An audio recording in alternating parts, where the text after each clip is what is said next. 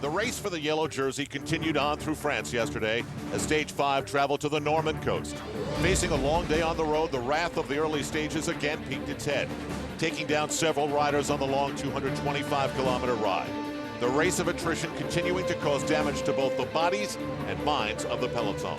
But the remainder of the field could not be stopped. The early break was caught, and it was up to the sprinters to wrestle for the stage win. Green jersey's got the perfect lead out. Watch this, and it's gone to Oscar Freire. Best sprints of his life there.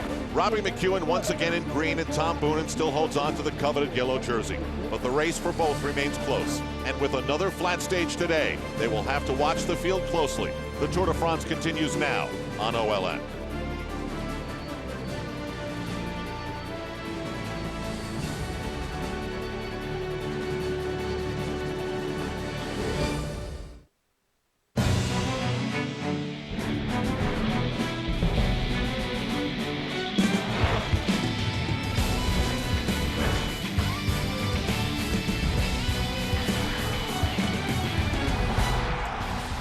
This is the Saab Tour pre-race show as we continue to move west across northern France. And today for stage 6, cool, cloudy, threat of rain. We're in the village of Vitré, which looks like it was designed by Disney or something, and everybody here is getting in the mood for the arrival of the tour. Our mobile studio has found the best-looking parking lot you can imagine as we welcome you to our coverage of the tour here on OLN. I'm Al Trautwig along with Bob Roll. How appropriate, Bob, to spend your birthday at the finish line of the tour. You look great for 60. Thank you. I feel good for 60. Meanwhile, what would happen if they held a stage and nothing really happened? That's sort of what happened yesterday in stage 5 as far as the standings go. But as far as nothing happening, don't tell that to the guys who were involved in the crashes. Crash over to the right. Sonia Duval rider overreacting a little bit, getting a bit frisky on the front brake, goes over the bars. Egoy Martinez in the break yesterday, the stage before, going down hard in the finale. It wasn't his fault, but sometimes in bike racing, bad luck can follow you, and Egoy Martinez goes down hard. Here's the finale just before the sprint was starting to unfold. Big pile up on the right-hand side of the road, off to the side, into the gutter. Just before they caught the breakaway, you could see the riders tumbling about 30 men back from the front. They were within the last 3 Ks, so there will be no loss of time for the riders caught behind. Here's a sprint led out by the Lotto team. Tom Boonen taking over. Robbie McEwen hesitating, trying to kick again. But Oscar Freire over on the right-hand side of the road, left-hand side of your screen, streaking to the finish line. No chance for Boonen to catch him. Great ride for Freire. Finally, some results for the Rabobank team. Good results for Rabobank after losing Eric Decker earlier in the race. Broken teeth, concussion, he's out, but Freire is in and the man for stage 5. So after his sprint to the finish, beating out McEwen and Tom Boonen, Michelob Ultra presents this look at the overall standings for the yellow jersey. And a lot of these names are not going to factor in as far as the finish in Paris and winning this race, but they can enjoy it right now. George Hincapie, for example, is right where he wants to be as we get set for tomorrow's individual time trial. Robbie McEwen, 24 seconds back. Hincapie's teammate Floyd Landis, very confident about his aerodynamic style for tomorrow's ITT, and he's 28 seconds back. As far as the American story, Zabriskie of CSC, Bobby Julich of CSC, they're within just over 30 seconds, and then Levi Leipheimer as well, looking forward to tomorrow. The old saying, devil take the hindmost, in play yesterday and in play again right now. Here's a safe zone at the front, 15-20 riders doing the lead out for Tom Boonen and the other sprinters. The danger zone is the whole field behind them. Egoy Martinez right at the front of that, and even when you're pretty well placed, you can get taken out. You can tell Euskadi rider coming over across the front wheel. There's where Boonen is. That's the ideal place today. Martinez going down. He had some pain to deal with overnight. Here is the lead out starting to unfold with just a couple of kilometers left. Just before the breakaway got caught, things get crazy. Riders trying to move up from the outside, get in position for the sprint, and GC men trying to stay safe. The safe guys about 15 back. Pow! Big pile up on the right-hand side of the road. The road is stopped. If that was a kilometer before, all the people caught behind would lose time. So you got to stay at the front, and it's good. That's a great little graphic. I love it. We can pick out our favorites. We can see where the safe zone is and the danger zone. And on the straight roads, curves, it's so chaotic in the Tour finishes. It's unbelievable. It's what you'd call a traditional flat stage in the Tour. A couple of guys go out, they get a 10-minute breakaway, the peloton reels them in, and then it's up to the sprinters. Did you take anything out, big picture of what happened yesterday? Well, I think that all of the GC men are realizing how dangerous these sprints are. They've moved their teams to the front to keep them out of the wind. George doing a great job. Also, Floyd Landis from Fronac. We don't see Levi and his team from Gerolsteiner. I think they're going to need to move up a little bit closer and keep Levi out of danger. It's the Tour de France. Considering that, it's time for a fashion update.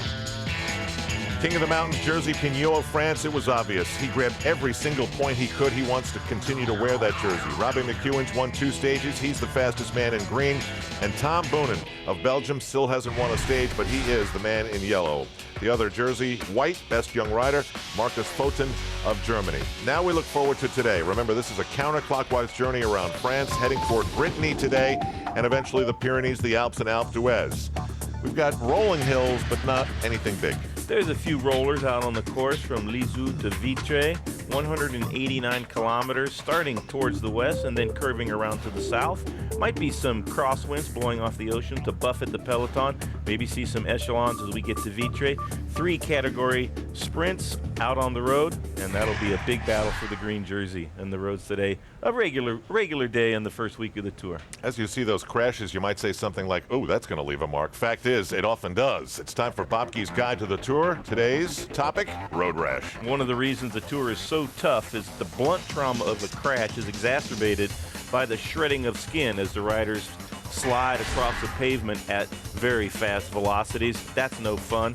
Overnight, what happens is when you toss and turn in your sleep, you roll over on those open cuts and you bolt wide awake right in the middle of the night. That ruins your recovery, but mostly it's the burning flesh. And every time I was in a big pileup, there was this very peculiar odor, and I never smelled it anywhere else. One day I crashed across the pavement. My arm was cut to ribbons. I looked down and it was actually smoking, and I smelled it.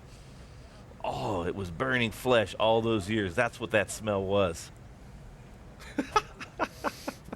Some of that's on a need-to-know basis, and frankly, I don't think I needed to know that. We'll take a break on the Saab Tour pre-race show. When we come back, Phil and Paul will join us.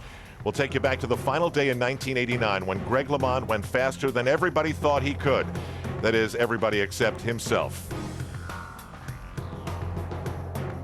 The 2006 Tour de France pre-race on OLN is presented by Saab. Once you've built jets, you don't build just another car. Saab, born from jets.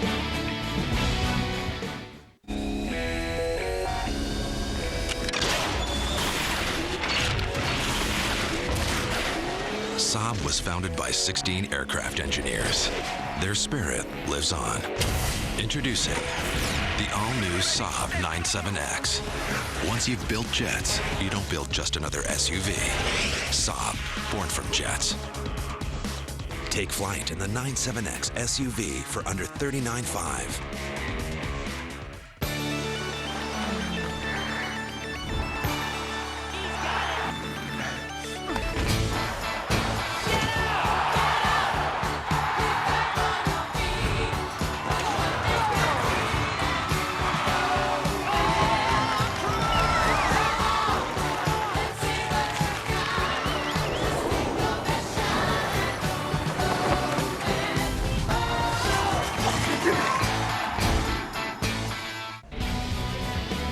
We're back on the Saab Tour pre-race show, waiting at the finish line in Vitré, France. And today's stage 6 with the welcome mat out and everybody in full swing of the arrival of the Tour. It's going to be a little bit of a flatland marathon today of 117 miles. Make that 4.5 marathons. No problem for these guys. 1 categorized climbs, 3 intermediate sprints. And don't forget, the individual time trial coming tomorrow. It will be a showdown Saturday here in France. Al Trautwig along with Bob Roll, Paul Sherwen, and Phil Liggett. Of course, you know, guys, in 1989, Greg LeMond won the Tour de France on the last day using an aerodynamic handlebar that no one had ever seen before. And before we came over to France, all 3 of you sat down in the studio and recanted the first look you had at that look of Greg LeMond. Yeah. Well, it was a great tour to be on, Al. It was probably the best tour that we've ever been on. I suggested Paul Sherwen and I actually retired at the end of that tour because we felt it had so many elements of the Tour de France, we would never see those elements again. I was wrong, of course, because Lance came along, but it doesn't matter. How big of a deal was it for him to do what he did with those bars? Well, nobody believed that he could take in such a short time trial that much time out of Laurent Fignon, who was on very good form, and he was absolutely flying himself. He got 3rd on the stage, but Greg believed, and that's the only man that mattered on the day. You know, Paul, when you think of it, Greg LeMond did a lot of breaking through, from American cycling to this. Well, he did. The thing is, he didn't have the inhibitions that the old European cycling had at that time to stick with its traditions. He changed training, he changed approach to the sport, and I think the most innovative thing was he was not scared at all of technology. All right, back we go to 1989. Again, these three sitting in our OLN studios before the Tour de France got started.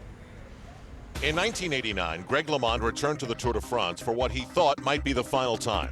Still trying to regain the form that won him the race 3 years earlier, never having fully recovered, at least emotionally, from that horrible shooting accident in 1987. But this would not be his last tour. However, it would aerodynamically change the sport. Until Greg came to Europe, everything was very much archaic. Nobody wanted change. Nobody wanted to look to modern techniques. Everybody thought that triathlon was stupid. But Greg, being an innovator, was always looking for something new, always looking for new technology, and he completely and utterly changed the approach to time trialing. Just before the Tour de France, I called Scott Bars, and they brought some over, and we decided just to wait for the long time trial. And I never had any training on him. The only time I put him on my bike was the day before the time trial in Rennes. With his risk of using a triathlon handlebar, it looked ridiculous. It was not the style that the Italians had got used to of time trialing. It wasn't the beautiful position of Jacques Anquetil, but it was an aerodynamic position.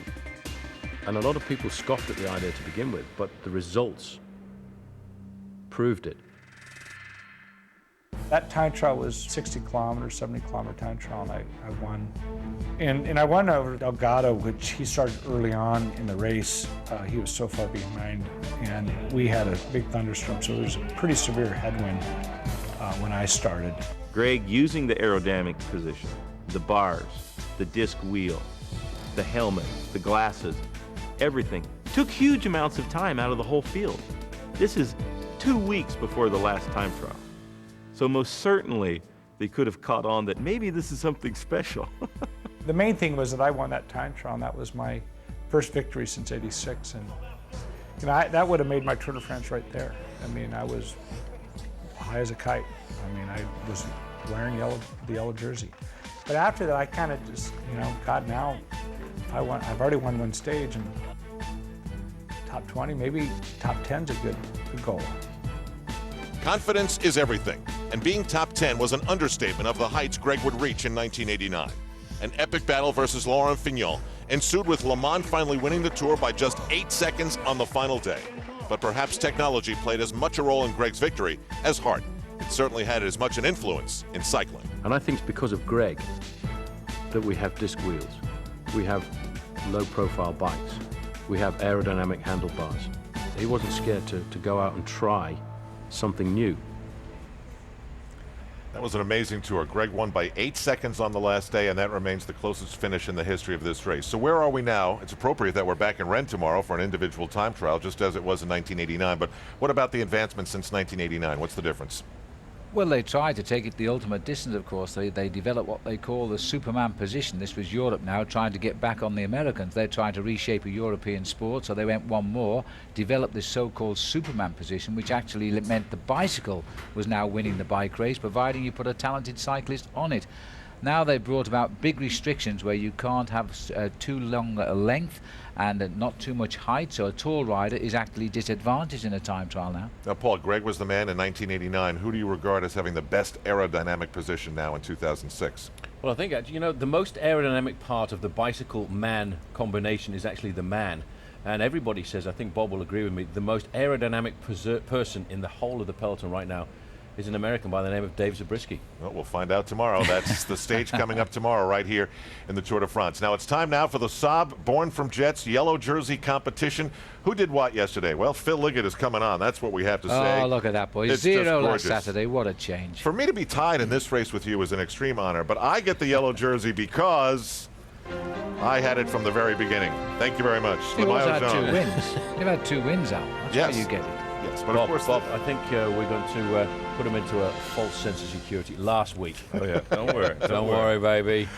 Bobke's the man who chooses first today. Flat stage, sprinting stuff. Who are you going to go with, Bob, on your birthday? I'm going to go with Robbie McEwen. He missed out. He was 5th on the stage. Just didn't even get me any points. so I'm hoping that Robbie will come through again. He's the quickest man in the bike race. Robbie McEwen, he's got to get me some points. Come on, baby!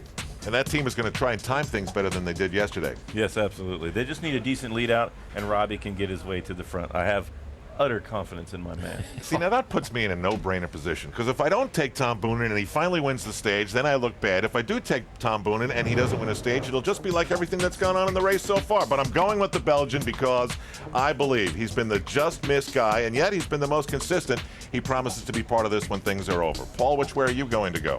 Well, you know, my man from yesterday actually crashed towards the finish, Daniele Bernati, but today moving up into third choice. Unlucky. Very unlucky. But today, I'm going to go for your man, Big Thor Hushovd. Look at that. He's won stages in the Tour de France. He wants to try and fight back. He's worried about the chance that he can't win the green jersey anymore.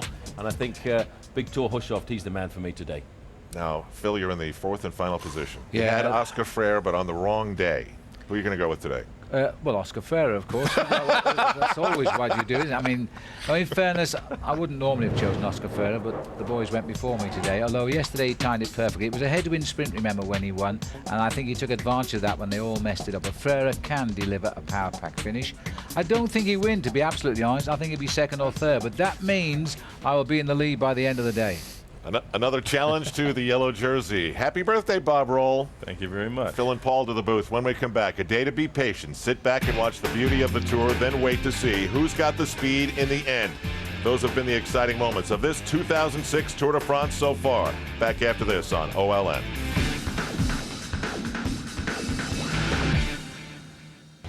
The 2006 Tour de France pre-race on OLN is presented by Saab. Once you've built jets, you don't build just another car. Saab, born from jets.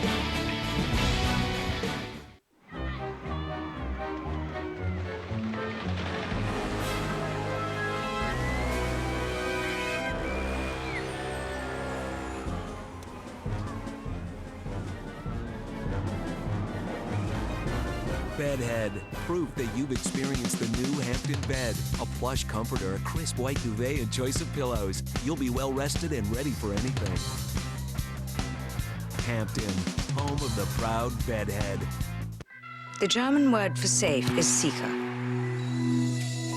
The Portuguese word for firewall is muro de fogo. The Chinese word for password is mima.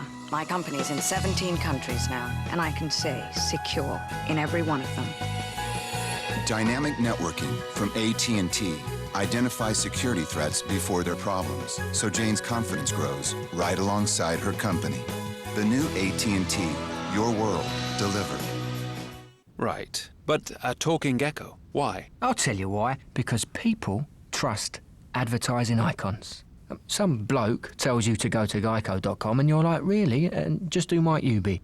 But a gecko, he can be trusted. I ask if you want to save hundreds on car insurance, and you're like, yes, thank you. Mind babysitting my kids? And I'm like, of course I'll sit with the kids. You're like a brother to me. Geico. 15 minutes could save you 15% or more on car insurance.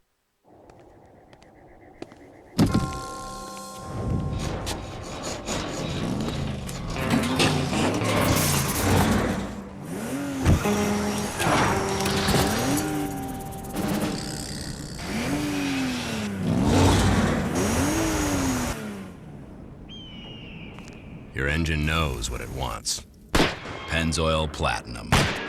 Relearn what you know about synthetic at pennzoilplatinum.com. Great, the power's out, but you've got a flashlight, right? With dead batteries. Introducing the everlasting Faraday flashlight, voted USA Today's Product of the Year. It works every time without batteries, guaranteed. The secret is our exclusive charging technology. Just shake Faraday flashlight for a few seconds and you get bright light without batteries every time. Faraday flashlight is great for home repairs. Just shake and shine. Everlasting Faraday flashlight is perfect in the car. Use Faraday flashlight in your boat, RV, even while camping. The powerful beam can be seen over a mile away. The Faraday flashlight is waterproof, shock resistant, and so tough we guarantee it for life. Get the amazing Faraday flashlight for the incredible price of just $19.95. But wait, call now and get the pocket-size Everlasting Faraday flashlight, a $15 value, absolutely free. Get Everlasting Faraday flashlight. Call now. Call 1-800-345-9400 to order the Faraday flashlight for just $19.95 plus shipping and handling. Call now.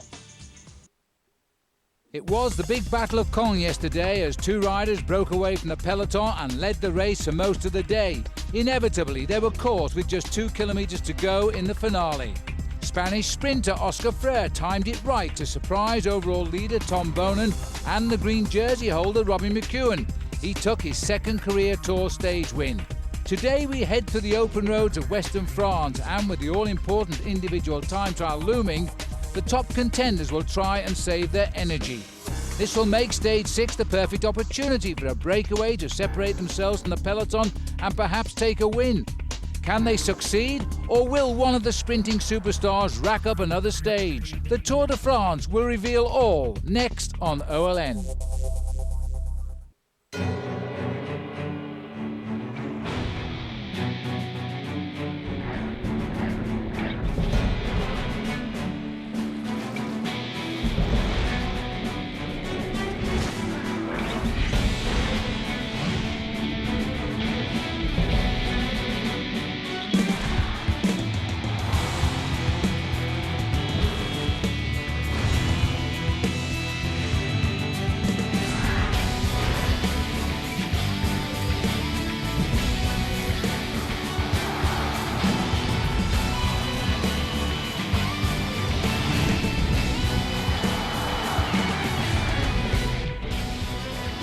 Today marks the end of the opening week of the Tour de France. We're across the north of France. We can't get much further west, or you'll fall into the Atlantic.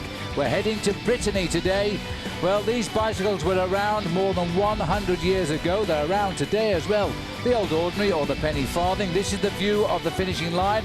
This is the view I suspect the sprinters will see in just a couple of hours' time. Hi everybody, welcome back to our live coverage here on OLN of the Tour de France. I'm Phil Liggett, this of course is Paul Sherwen, and so far this week it has been a great battle of the sprinters, and Tom Boonen has made the most of it. Well, he has made the most of it. A lot of people are saying, well, where are the overall contenders, the men we expect to win the Tour de France? Well, a Tour de France like this doesn't come round very often with so many flat stages before the mountains, no team time trial, so the sprinters will battle it out every day to try and keep the yellow jersey, because they know, Phil, once we get to the mountains, they've got no chance. All right, well, Tom Boonen, of course, is a sprinter. He hasn't won a stage yet, which he's pretty upset about. He's won 17 races this year before he came to this tour. Look at this, beaten again yesterday by Oscar Freire. But because he's being the most consistent finisher, he's stealing the time bonuses, and as a result, Paul, he is in yellow. Well, he's going to look for time bonuses again out on the open road. 3 intermediate timed sprints for Tom Boonen. Villedieu-les-Bailleul, then into Saint-Chantrigne, then into Jouvigne. At those points, he can get 6, 4 and 2 seconds time bonus. Then at the finish line, there's 20 seconds, 12 and 8 for the first 3 riders to cross the line. Those are going to be very important for the sprinters. Well, you know, apart from the prologue time trial in Strasbourg, this has been a mass start cycle race, really over largely flat roads, and that's why the sprinters are tasting their best ever start for years to the Tour de France. They are making the most of it, and we expect it to happen again today. Well, absolutely. It's a very flat course, and it's a course which, again, I think we'll see dominated by an early breakaway.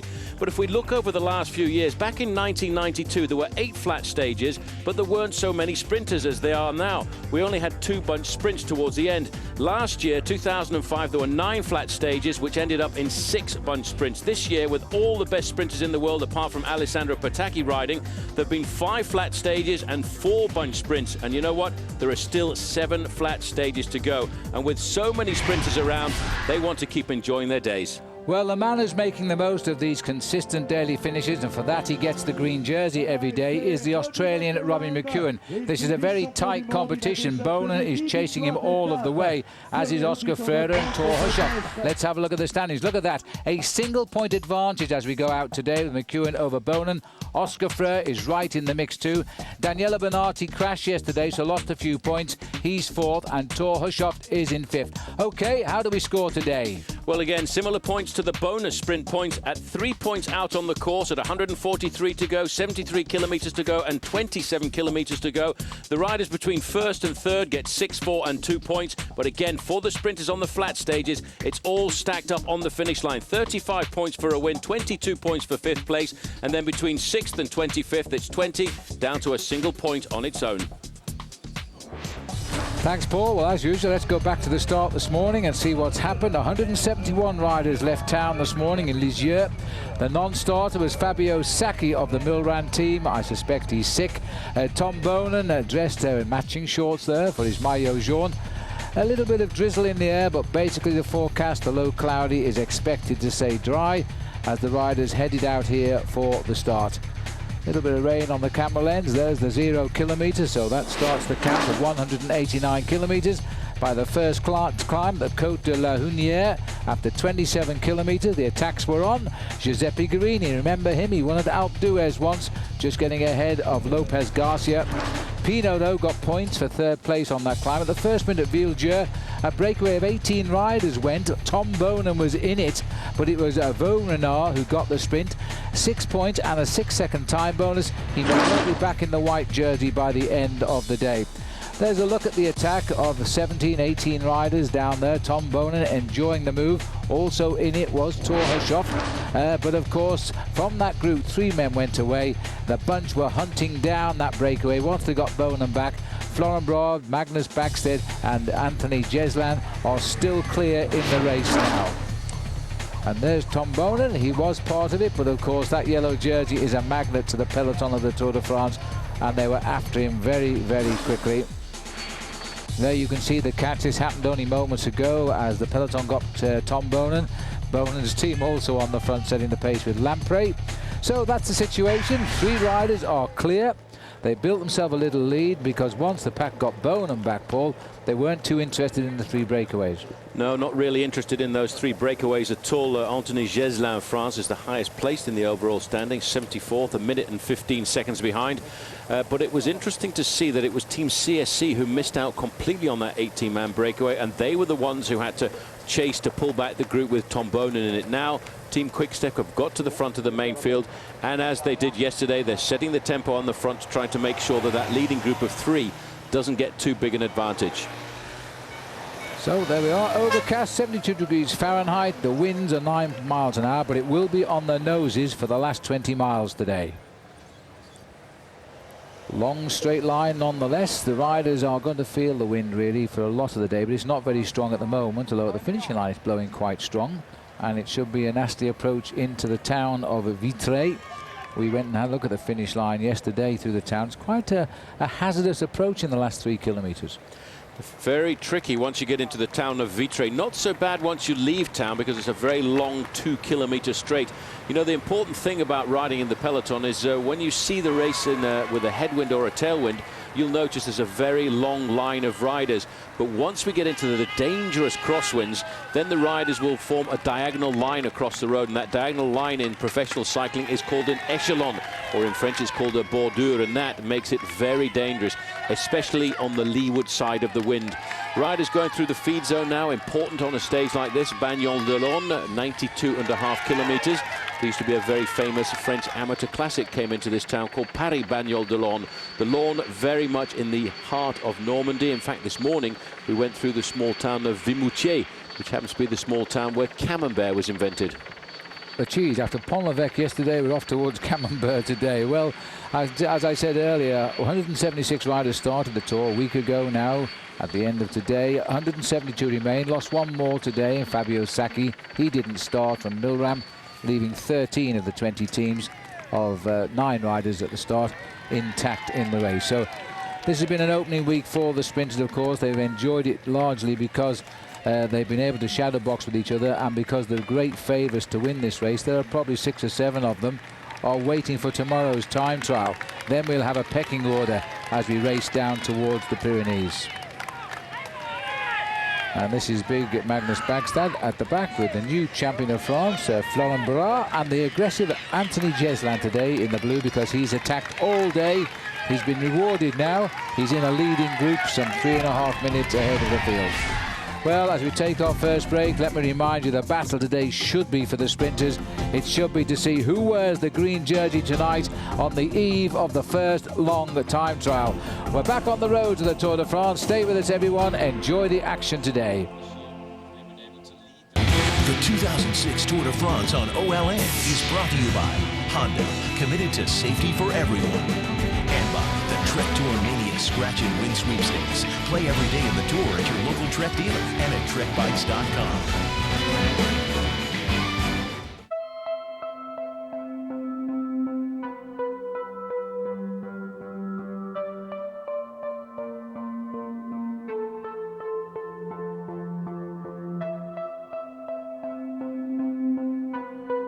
Ingeniously designed to help protect the things that need protecting. Energy-absorbing ACE body structure, standard on the all-new Civic. Only from Honda.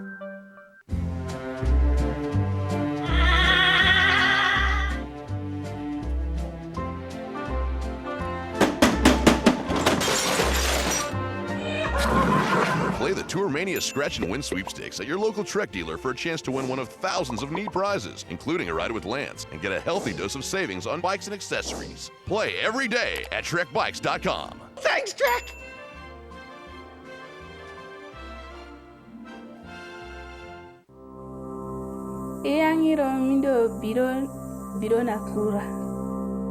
Jogar.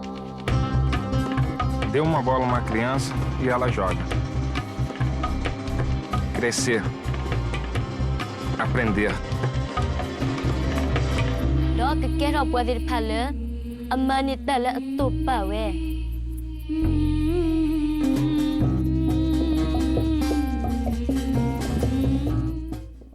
Who is Floyd Landis? He helped Lance get wins 5 and 6, and now he wants to keep the yellow jersey in America. The cyclism, the men who would be king. Tour de France continues tomorrow at 8:30 a.m. live, only on OLN. OLNTV.com is on tour and right in the middle of the Tour de France.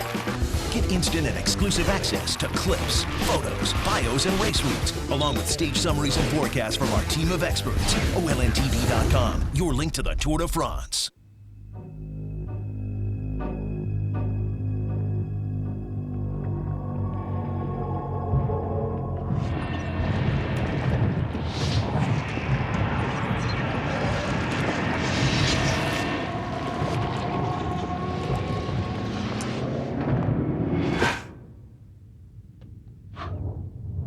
The Lenovo ThinkPad tablet, powered by Windows XP Tablet PC Edition.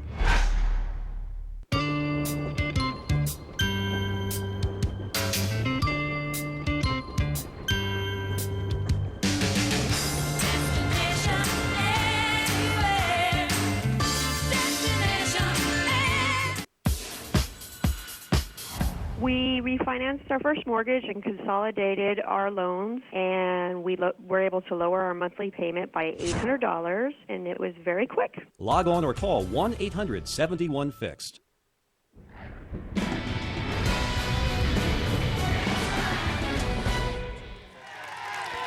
Welcome back to the Tour de France. Overcast today, a little bit of rain at the start, all gone away now. The racing in nice, pleasant conditions for cycle racing at least, if not so much spectating. 4 minutes, 11 seconds, that's just taken at the feed. Bienvenue à Coutin, that's where we're racing to now, this lovely little village here. And the riders now having built that nice little gap. Still 92 kilometers to go. The yellow jersey being worn today, as it has been for the last 3 days, by Tom Boonen. And the green jersey, Robbie McEwen's got that by a very fragile 1 point. So that battle will resume today for the points competition. There's the main field with Bonen's teammates setting the pace now as we chase just 3 riders today. Just to remind you of those 3 riders' names: Magnus Bagstedt of the Leaky Gas team, the Swedish rider who comes from South Wales these days, and Florent Brod, the new champion of France, and Anthony Geslan, Bouygues Telecom, 2 Frenchmen and a Swedish rider on the attack. Chateau de Tessé-la-Madeleine, one of the beautiful chateaux that abound here as we race now into Brittany. Really is starting to become the magnificent part of France. Brittany is the heart of French cycling. At the moment, we're still on the outskirts of Brittany, very much on the edge of Normandy. But really, in this part of the world, the chateaux certainly do abound. But for the riders, what they're thinking about now is who is going to chase the 3 leaders, because Tom Bonen's team, the Quick Step team, they will leave it, I think, as a status quo, because for them, they don't want to do all of the work on every single stage of the race. They need some help to come from Robbie McEwen, who's still looking for a victory. And this year there are an awful lot of flat stages in the Tour de France, and I think the reason we've seen so many bunch sprints is because this has got to be the Tour de France recently that has had the largest number of sprinters present. The only man really who is missing with the fast finish is Alessandro Petacchi, who's out of the Tour injured. That's absolutely right. One sprinter yesterday missed one of the prime chances was Isaac Galvez from Spain, because he rode at the back consistently. We pointed it out to you. What we said could happen happened. He finished up the day almost last, losing 5 minutes, when on a day like yesterday he should have stayed at the front and he might well have won the stage. But sadly, Daniele Benatti was riding at the front, the man who's been pretty consistent since the start. He's worn the green jersey on one of the days, Phil. He also crashed, but that was at 4.5 kilometers to go, so you've just got to be careful. And lucky, I guess. There's a nice view of the peloton today as the riders continue on. And Quick Step back in the office now, just keeping the pace nice and steady. No big concern yet with 56 miles to go. They won't allow this break to get a lot more than 4 minutes, I wouldn't think. Otherwise it might be a challenge to draw it back in time. And talking with Rolf Sorensen of Denmark, who's a great rider, he says a nasty headwind for the last 30 kilometers. All right, well, let me remind you that tonight, as every night, we have enhanced coverage of the Tour de France. Tonight it's stage 6. Bob Roll will bring you his guide to the Tour. Plus, we'll sit down with Floyd Landis' coach, Robbie Ventura. The primetime show will begin at 8 p.m. Eastern Time. That's 9 p.m. Pacific. Daily coverage of the 2006 Tour de France is only on OLN. But you know that, let's face it. Back to the action here, as we see taking a drink now, Robbie McEwen. 1 point in it for that race, for that green jersey. He knows it's fragile. He's won it twice before. He was very close to winning it last year, but he had a disqualification on one of the stages, and that cost him dearly. These are the 3 riders. Magnus Backstedt in the middle, Florent Bras on the front at the moment, Anthony Geslin. 3 strong men. Bonan tried a tricky move today. He almost got away with it, but they brought him back. They know his value to this race, and they want him out of yellow as fast as they can get him. We'll take a break. OLN serves up the return of Pete Sampras in the network premiere of World Team Tennis. A unique and exciting format featuring the best players in the world, head-to-head, team-to-team. And leading up to exclusive coverage of the championship match in August. It's World Team Tennis on OLN. July 16th, Pete Sampras and the Newport Beach Breakers take on the 5-time WTT champs, Sacramento Capitals. World Team Tennis, presented by Advanta. July 16th at 11:30, only on OLN.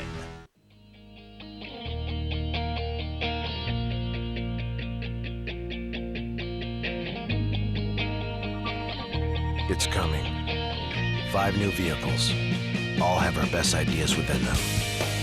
All are engineered for people who love the road. It's coming. The next generation of Nissan thinking for the next generation of Nissan drivers.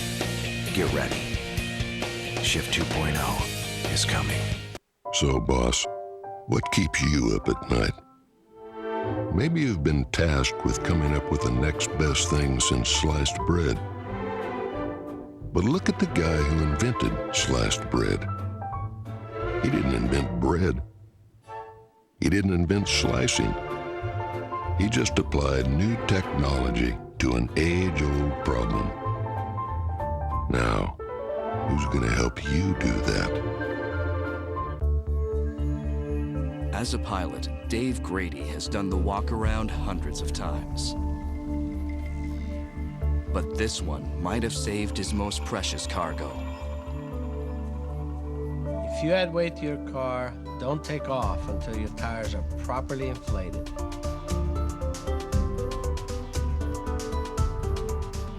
Mario Andretti and Firestone remind you. Check your tires. Ken Shamrock very upset. All I care about is getting in the ring and getting it on with Tito Ortiz. I know he wants to fight me again, which I don't understand because last time we fought, I gave up beating. I'm not going to lay down for anybody. I hate the guy, and I know he hates me. I demand respect, and if I don't get it, I'll take it. The Ultimate Fighting Championship presents UFC 61, Bitter Rivals, live Saturday, July 8th on Events in Demand pay-per-view. What can be better than watching all the incredible goals, great stars, and excitement of an MLS match? Watching well over 100 MLS matches this season. The only way to do that is by signing up now for MLS Direct Kick. For only $69, you can catch all the live action and drama the entire MLS season has to offer.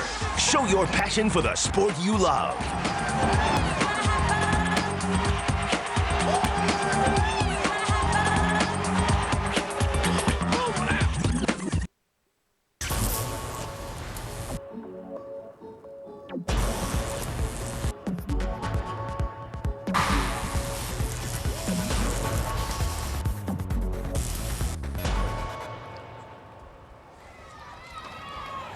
Welcome back, and that was the super finish yesterday by Oscar Freire, the former Spanish world champion, and boy, that was a great sprint, well judged. The others made a complete mess of it in the wind, but not Oscar. That gave him his 5th win of the year, his 52nd win as a professional rider since he turned pro in 1998. Well, as we tour the chateaux of Normandy and Brittany today, with 87 kilometers to go, about 55 miles, the race is being dominated just for the moment by 3 men. And 3 riders continue to keep the pace up. The time gap, I think, will continue to rise for just a few minutes more before they start to try and reverse it. Well, they'll keep a very close eye on it as we look down here on the Chantepie Castle, a 19th century castle. What the leading group of 3 will look for is to try and build themselves an advantage of around about 10 minutes, and then they know they're in with a chance. It's the game of poker of professional cycling on days like this. When you go away in a move, people often say to me, why are they doing this? Why are they going on the attack when they know they're going to get caught? Well, basically, they don't know they're going to get caught. They're hoping that the teams of the sprinters make a mistake, get it wrong, miscalculate, as they nearly did on the stage into Saint-Quentin, where they only caught the 3 survivors of the breakaway, Phil, inside of the last 1.5 kilometers. That's absolutely right. And, well, Paul, I think we've seen Eric Zabel for most of his racing career. And today he's celebrating his 36th birthday in the heart of the Tour de France. And I believe his young son, Rick, has just won his first cycle race at the age of 12. Yes, he won a race yesterday in Cologne, Germany. And I think Rick was obviously trying to emulate Dad, and maybe that was an early birthday present. The great thing I like about Eric Zabel is he still loves the grassroots of the sport. He enjoys going down to the races with his son. As we look at the back end of the pack here, number 11, Bobby Julich. 17th overall in the Tour de France last year, but his best performance ever was back in 1998 when he finished 3rd overall. See if he's got something to say. Just the rasping of the breath. I don't think we've got a microphone around him down there, but just to come back to the Zabel tale and young son Rick at 12 years of age winning his first race. Well, that 12 seems to be the age in the Zabel family, because this is Eric's 12th Tour de France, and he's won 12 stages, which is a German record. The trouble is, unfortunately, Paul, we remember Eric bringing his 1-year-old son onto the winner's podium for the green jersey. It's scary. A long time has passed, and we've enjoyed the career of Eric Zabel. I hope he runs out a winner in this year's Tour, because he actually signed up with this new team, Team Milram, to lead out the sprints for Alessandro Petacchi, and he seemed very happy to be able to do that. Unfortunately, with the accident that Petacchi had in the Giro d'Italia when he smashed his kneecap, it's promoted Eric Zabel now to a team leader, and although he's been very consistent, he doesn't really have the top-end speed necessary to win. And there's a man it's nice to see at the front of the pack there in the dark CSC jersey. That's Stuart O'Grady. A crack in the 4th lumbar vertebrae. A lot of people don't understand how this man can carry on in a bike race like this, but Eric, I have to say about Stuart O'Grady, he's a tough man. He is. Nice to see him coming to the front. He'll give himself a bit of confidence as well by doing that. Welcome to the Tour de France. From the people of the region here. This is a great region. It was where Lance Armstrong actually made his reputation as an amateur rider when he won the King of the Mountains in the Tour de l'Avenir in this region before he signed up for Motorola. There are no hills in this area, so that was quite an achievement, I think. Well, he went out on the attack on a number of occasions. He was always, from the very first professional race that Lance Armstrong took part in, an aggressive athlete. although he didn't enjoy his first actual professional appearance, because that was the Grand Prix San Sebastian, which was one of the big World Cup races, and he finished plumb last in that. Yeah. He really hated the fact that he finished last, and he actually that week almost abandoned the sport at the top end of the level because he said, I don't really want to do this. But fortunately, he went on to ride the Tour of Galicia, where he won himself a stage, and thought, well, that's not bad. Only been riding as a professional for 3 or 4 days and I've got a victory. A couple of years later on, he went back to the San Sebastian Classic and he ran out the overall winner. Well, 4:45, the latest gap there. And just looking here at the back of Magnus Backstedt. Well, let's remind you of our word of the day again. Don't forget, log on to olntv.com. A fly to the finish. You can win Saabs and great prizes. Here's a look at the watchword today. It is Phonak, and that of course is the team of Floyd Landis. We'll be speaking a lot about that in the days ahead, I'm sure. So Phonak is your watchword. And these are the boys at the front now from CSC. Jens Voigt has moved up alongside. He's centre Jens, talking with Stuart O'Grady. O'Grady having a good day because he's had a rough season so far. If you've been watching our daily coverage, you will remember the comment we had of him 2 days ago saying, yep, I guess this isn't my year. Well, let's hope we can make something out of it.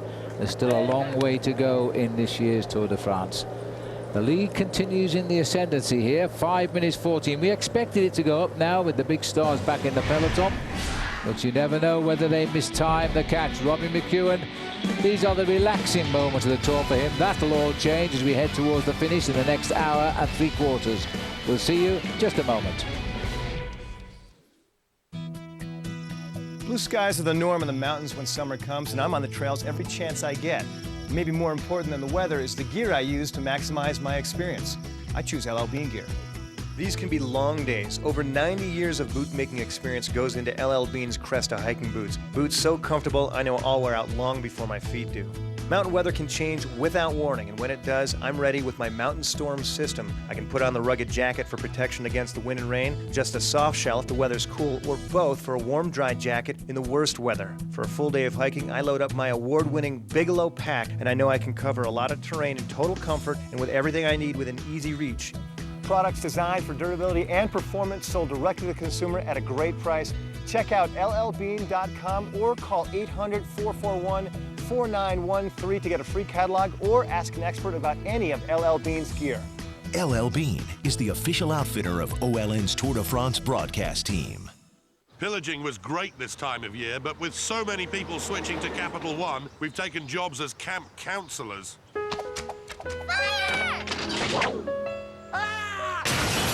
Burnt a village to the ground, doo-dah, doo-dah. We're not exactly role models.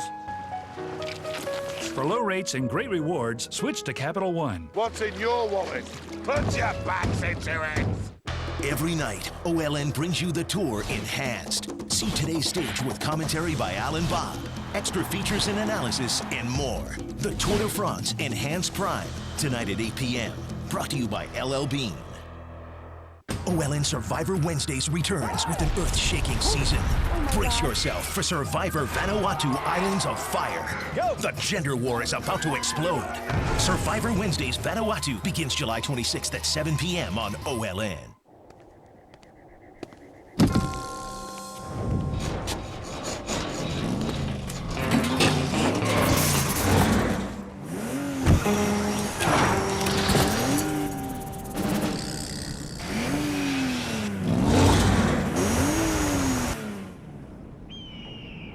Your engine knows what it wants. Pennzoil Platinum. Relearn what you know about synthetic at pennzoilplatinum.com.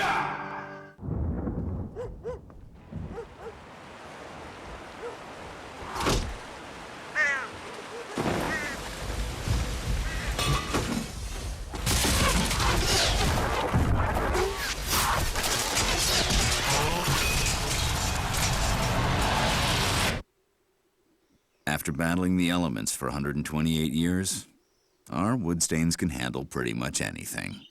Cabot, our performance is legendary.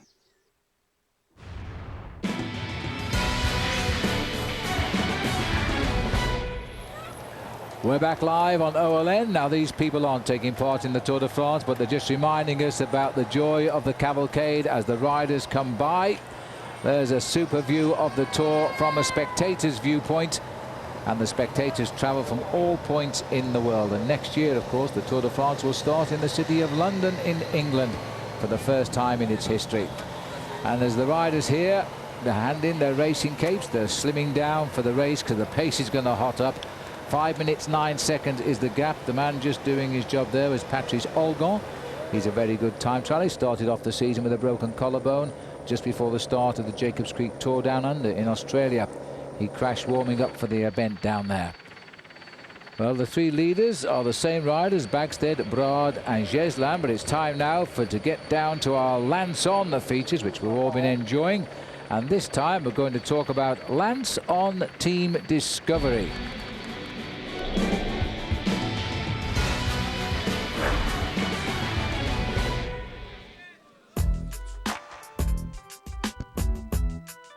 Our strength will be our depth. If there's 20 guys over the top of a hard climb, I think we have 5 there, at least. And so, you know, when you put yourself in that position, then it's all a numbers game.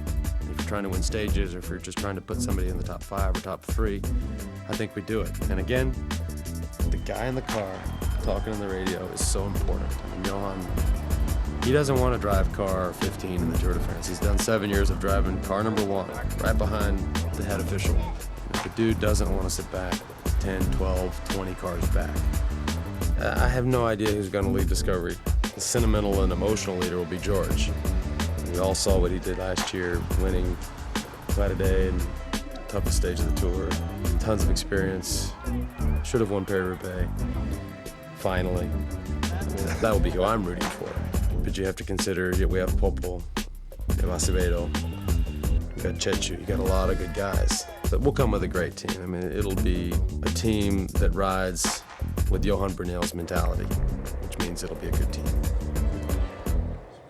You bet. Today's Lance On brought to you by the Nike 10-2 collection, inspired by the man himself, of course. Learn more about Lance and 10-2 at whereyellow.com. These are where the Americans are currently situated. Tomorrow, they could be all up near the leaderboard. It's the big time trial, and it's the first chance to shuffle the pack. Hincapie at the moment has 4th place, a perfect position to be the next leader of the Tour. Savadelli is there in 7th, but the whole team is riding superbly. It was bad luck for Igor Martinez, slipped to 88th yesterday from 5th because he crashed approaching the finish, and he lost the best part of 2 minutes. These are the men shaping the race today. For how long? Your guess is as good as mine. 4:54, first reversal, so the riders are beginning to chase early on today. Exactly 50 miles to race to the finish as we continue to look here at the back of the race. Well, just making his progress up the field here as my man to win today, Paul, Oscar Freire. Well, once you get just the taste of winning, hiccup, I hope. No, I think once you get the taste of winning, you've definitely got it there. This man has to be regarded as one of the enigmatic men of the sport. If he's not injured, this man can win a race any which way you want, in a breakaway, over the top of a hilly stage race, or of course in the bunch sprint as he did yesterday. And he's got the attributes, because after all he's been 3 times champion of the world. That's right, and the first time, of course, nobody ever heard of him, so we thought, well, that's right, he won't do that again, but of course he did it twice more. Well, the first time he won the title, he'd had a terrible season, he'd been injured, and I think from memory he'd only had 14 days of racing, and the World Championships is at the end of the season. He'd been injured for the majority of the year, and he came out of the pack, and everyone said, who is Oscar Freire? Well, we know now, don't we? We do. That was way back in 1999. He'd only just turned professional, really. And it wasn't a lucky win. Very often you get a rider might be lucky, but he wasn't lucky, as he's shown us ever since. Yesterday he read that finish better than anyone and took his chance well. There's life in the heart of the peloton here. And I have to say, yesterday Tom Boonen was very well accepted his defeat, because he said, look, Oscar Freire is a great sprinter. He got the jump on me immediately, and all I could do was just try and hang on for 2nd place, because I just could not pull back any distance between myself and the Spaniard. All right, so that's Oscar Freire then. 3 wins in 99. He's had a lot more since then.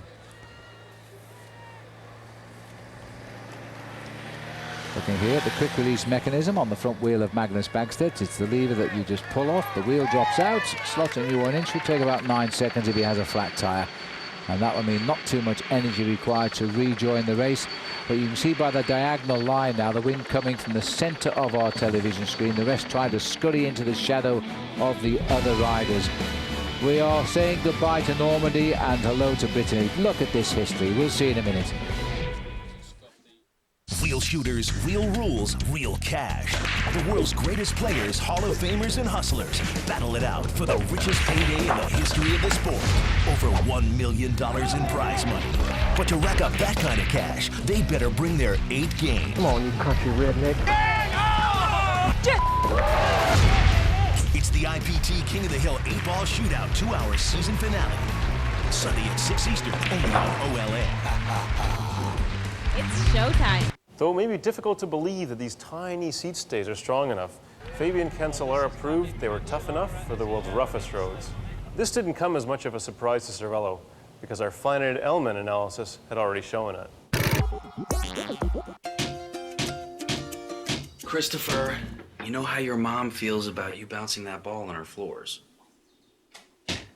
Need durable paint that's beautiful too? Get American Tradition paint from Lowe's, made by Valspar, a company with 200 years of paint manufacturing expertise.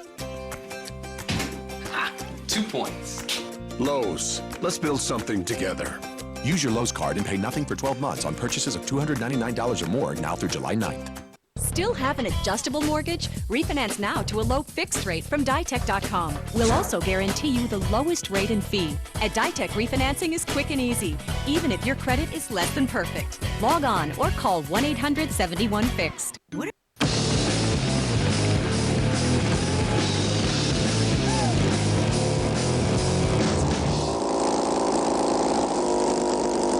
Maybe it's time to upgrade. Upgrade to Comcast digital cable with HBO and Stars for $49.99 a month for 3 months. More channels, more movies, more music. Just call 1-800-COMCAST today. Comcast digital cable. It's Comcastic. Wish shaving didn't take so long? Well, now it doesn't have to. Introducing the Beard Reaper 8000. Oh my, looks sharp. It is razor sharp. Oh my. There are smarter ways to save time. Sign up for Comcast high-speed internet for just $29.99 a month for 6 months. At ridiculously quick speeds, it's way faster than DSL and dial-up. Sign up today and get professional installation. Just call 1-800-COMCAST. Comcast high-speed internet. It's Comcastic. Welcome back. You see how much value the sun has been to the crops in the region this last week. It's gone from us today, but the crops are ready for bringing in by the look of it as we pass the history of Brittany and heading on to Vitré now. It's only the 4th time the Tour de France has ever been there. Just for the record, the first winner was Rudy Matisse in 1985, then followed Mario Cipollini in 95 and Marcel Wust the last time he came here in the year 2000. And you were with us then on OLN as you are today. And today we've got 3 riders, 2 Frenchmen and a Swedish rider. Magnus Bagstedt, Anthony Geslin and Florent Brard tried to slip the pack, but the pack are not letting them go too far today because the lead is down now, 4 minutes and 40 seconds at 47 miles to go, and coming down quite rapidly, I think. So we could be in for a very exciting finish today. 2 reasons for this. One is tomorrow is not a day for the sprinters, so the sprinters know that tomorrow, all the publicity we've been giving them, there won't be any for them tomorrow because it's the first long individual time trial. And it's going to mean that the big names who want to win this Tour de France have got to come out and ride to the limit of their ability. And that's going to be a big day tomorrow for us as we race the time trial around Rennes. All right, well, here's something, and you remember you heard it first on OLN. This September, major changes are here at OLN. We change our name to Versus, bringing you exclusive events you can't see anywhere else, like the Tour de France and the America's Cup, plus in-depth coverage of the Davis Cup, boxing, the PBR, and it's the only place to find weekly national coverage of the NHL. The network for the athletes, for the sportsmen, and for you, the fans, and anyone who's up for a challenge. This September, OLN becomes Versus. The Tour de France bound for its finish today, and then tomorrow, as I say, the individual time trial. A lot of work being done at the front of the peloton now. The green jersey being held by Robin McEwen by just a single point ahead of Tom Bonan. There's 35 points for the winner today, so second place won't be good enough to keep it, will it? Just looking there at Bonan, Paul, he never rides far from the bunch, from the front of the bunch as usual. Only one of his teammates behind him. All the rest are in front looking after him, but the one behind, he's there for a reason, isn't he? He's there for a reason. You always put a rider behind a leader in the team, just in case for some reason there's a little bit too much noise, and the man sitting behind the leader will see if the leader has a mechanical incident. And of course, if it looks like a moment when the race is quite grippy, what the man sitting behind will do is pass a wheel across, because you can change a wheel in 10 or 15 seconds between two riders. But if the main field is stretched out and you don't have time to get the team car behind you, you can actually have to wait for 30 or 40 seconds, and it could be important to get a quick wheel change. Yes, you see, you think they're just riding along in a complete pack in a higgledy-piggledy fashion. Well, it's not the case. These riders are thinking all of the time. And right now they're thinking of bringing back these three riders, coming down rapidly at 4:30 now. So the chase is very much on here at 73 kilometers to go. We're just in the town of Chantrine, where we should see the next sprint of the day. So as we see the sprint sign up, we've got time to come along with the Saab Afterburner report. Yesterday, this man was in overdrive. Oscar Freire getting the best there of Tom Bonan. Robin McEwen making a mistake. He came out of nowhere to get the lead, and in the end won by virtually a bike length. Watch out for that guy in blue too, David Kopp. He might be winning the stage soon. There you are. That's a look back at yesterday, and that was today's Saab Afterburner report. And if you've never heard of Oscar Freire, shame on you. You should have done, because this boy in 1998 became a world champion. He won it twice more since then, and he's ridden well in the Tour de France. He's had a stage win in Saarbrück, I think it was, before he came to win yesterday in Caen. And he's 30 years of age, and he's enjoying his Tour de France now. Well, they've just passed through the sprint. I'm sorry about that, but it wasn't a sprint, as you can imagine. It doesn't affect these three riders, and we'll give you the results as soon as the race gives it up to us on our computer. But there's no interest in the sprint here. They're more interested in holding it together, keeping the pace steady, working as a group, even though they're on rival teams. The old story, they're holding off the common enemy at the moment, which is the peloton. And they're not holding it off very well, because it's beginning to run at them now. 4:24 is the last time check. And there they are, coursing through the town, heading towards Chantrine, which is where they are. They're actually running today just on schedule, which is giving them a very high speed of nearly 46 kilometers an hour. So they're riding very quickly, really, making the most of the cross-tail winds, which will turn into a headwind as we descend down to the finish, because we come through Fougères and we change direction towards Vitré. So far, a lovely safe day for everybody in the Tour de France. Routine? Well, it's never routine, is it? But as we say, let's go to break. Take a look at some of the troubles they've been in over the past few days.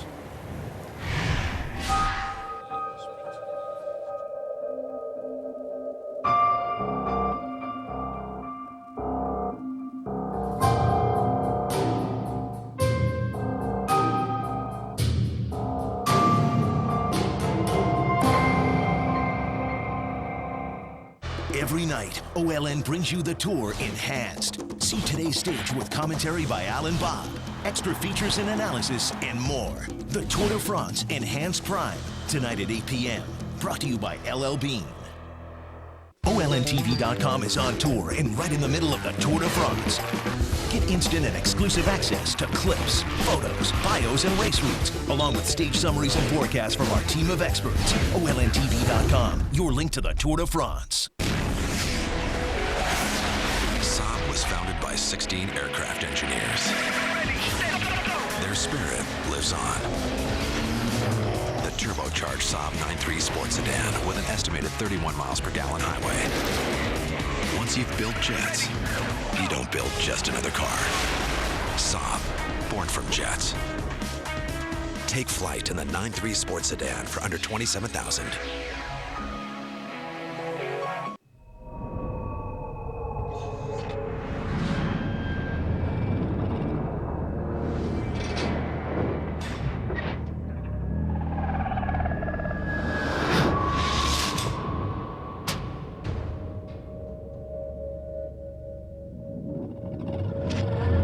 magnesium alloy roll cage. The Lenovo ThinkPad T60 with Intel Centrino Duo Mobile technology. As a pilot, Dave Grady has done the walk-around hundreds of times. But this one might have saved his most precious cargo. If you add weight to your car, don't take off until your tires are properly inflated.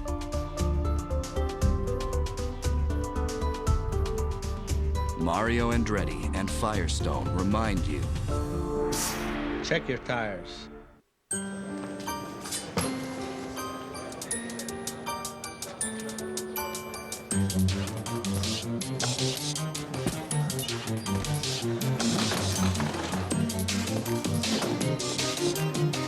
No rolling luggage.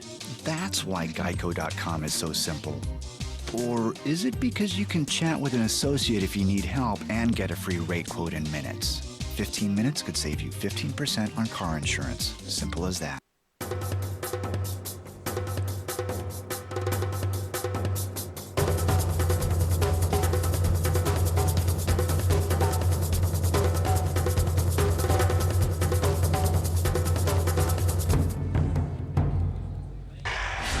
Welcome back to the Tour de France. The peloton just passing under the banner there of the sprint that we didn't quite catch up with, but it wasn't a sprint. They rode through in this order. Anthony Geslin, Florent Broad, Magnus Backstedt, as that was the order the leaders went under the banner. The gap is 4 minutes now and 13 seconds. When the leaders got to that banner, it was 4:20, so they are continuing to run down these leaders at quite a fast pace today. At 69 kilometers to go, this race could come together a lot earlier, which means we might be treated to a series of attacks before we finally get down to the finish in Vitré. Very tricky approach to the finish today. We had dinner on the square last night in Vitré, and I couldn't believe the race is going to race right past the restaurant because there were very small round circled islands, a lot of obstructions. They had a lot of straw bales out, so we hope to have a safe journey across the city now, or the town rather, later. So let's have a look now at AT&T yellow jersey moment. This was a big moment for Tom Bonen. He almost thought he'd won the stage as well wearing yellow, but in the end he had to do his second place. But because of the bonus, he increased his overall lead over Michael Rogers, the Australian who rides for T-Mobile. That's our AT&T yellow jersey moment. Magnus Backstedt, Big Maggie as everybody calls him, this super nice guy from Sweden. And his English is as good as anybody from Great Britain, I can tell you, in the breakaway today. Geslin Broad Backstedt, that's the order of the finishing sprint at 68 kilometers to go. Well, it was not far away from this area that Maggie Backstedt got himself a win, and it was from a situation like this where we thought the breakaway wasn't going to survive, and when it came down to the finish line, Big Maggie got the win in the sprint, and the yelp that he let out of joy there nearly knocked me off the commentary position because he's a big boy, you know. And there are many complaints about how the women scream and have their comments to make on the tennis field in Wimbledon. Well, I think Maggie would have beaten all of them when he won that stage a few years back, because it was a great result for him, and I think it was a break of 6 riders at the time. It was. I must admit, I thought Johnny Weissmuller was making a comeback. So Broad, only one victory to his career so far this season, and that was the national title just before the start of the Tour de France. Very difficult for teams from outside of France to get the title because the race is very much dominated by the French teams. For example, Bouygues Telecom fielding around about 24 riders in the national championships. Crédit Agricole fielding 14 riders. The man we're looking at who took the title only had one teammate in the event, but he came up with the goods on the day and surprised everybody. But he has been around for a long time. He was the national time trial champion a number of years ago, but I think this year, given a little bit of a chance going across to this Caisse d'Epargne Lille Baleares team, he was in the Tour de France theoretically to look after the chances, of course, of Alejandro Valverde. But it's a difficult stage today, undulating to begin with. But, you know, if you think about today's profile, there is actually, on the run into the finish, the last 40 or 50 kilometers, hardly a centimeter of flat. It's either up or down very twisty, very difficult, and it's one of those stages where the riders will have all of their energy sapped away. Very hard to hold your position in the peloton when it rocks and rolls, as it will do on the run into the finish in Vitré. So there's a long peloton now. That's an angry mood now as they start to head towards the leading breakaway. Plenty of work being done. Not the place to be at the back just at this moment. Let's remind ourselves as to who we think are the big contenders in this year's race. Hincapie's had one day in yellow. Savadelli's won the Tour of Italy. Floyd Landis, 3 big stage race wins this year. Cadel Evans, first Tour last year, finished 8th. Popovic right up in the Tour of Italy. Now he's ready for the Tour de France. Leipheimer has told us this week he can win the Tour de France. Well, these are the boys in the big time trial tomorrow who have got to do the ride of their lives, because that's where you strike. Be with us, enjoy it with us. We'll be on air at 8:30 a.m. Eastern Time. Sorry, guys, on the West Coast. You're up early again for a 5:30 start. It's enhanced prime time, comes to you at 8 p.m. Eastern, 9 p.m. Pacific. Don't miss this one. This, for many, especially if you think you can win the Tour de France, is when this race really does begin. So back with the 3 riders today who are opportunists. They're not thinking of winning the Tour de France, but a stage would go down very nicely as they continue through the area here with cheers all the way by the pockets of people as we cross from Normandy into Brittany. 2 terrific departments of France who are always locked together as great competitors in sport. And I remind you the other day of the man from Brittany, Louis Chambobet, and the man from Normandy, Jacques Anquetil. That'll keep you occupied as we take a break.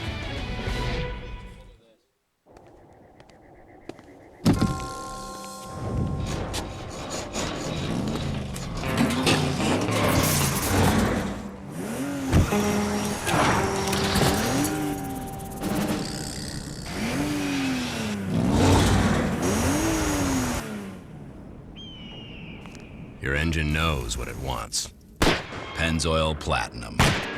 Relearn what you know about synthetic at pennzoilplatinum.com.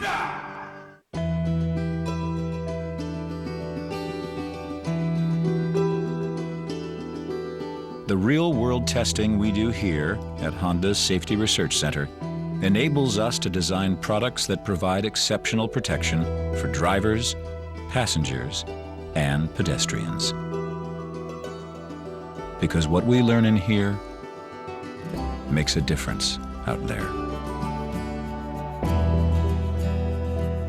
I live strong for my little brother. I live strong for my mom. For my wife. For my teacher. For my grandma. I live strong for Pops. For strength. For my family.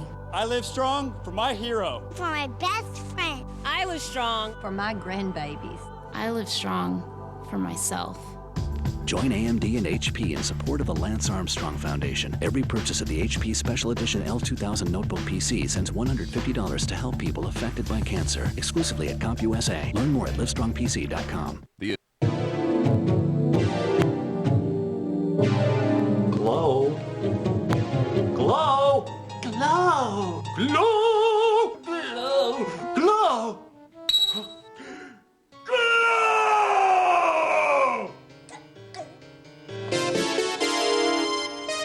Glow, glow, glow, glow, glow, glow, glow, glow, glow. Alrighty then. Let's glow camping. At Geico.com, you can handle all your car insurance needs online. It's so easy, a caveman could do it. Seriously, we apologize. We had no idea you guys were still around. Yeah, next time maybe do a little research. Gentlemen, are we ready to order? I'll have the roast duck with the mango salsa. I don't have much of an appetite, thank you. Geico. 15 minutes could save you 15% or more on car insurance.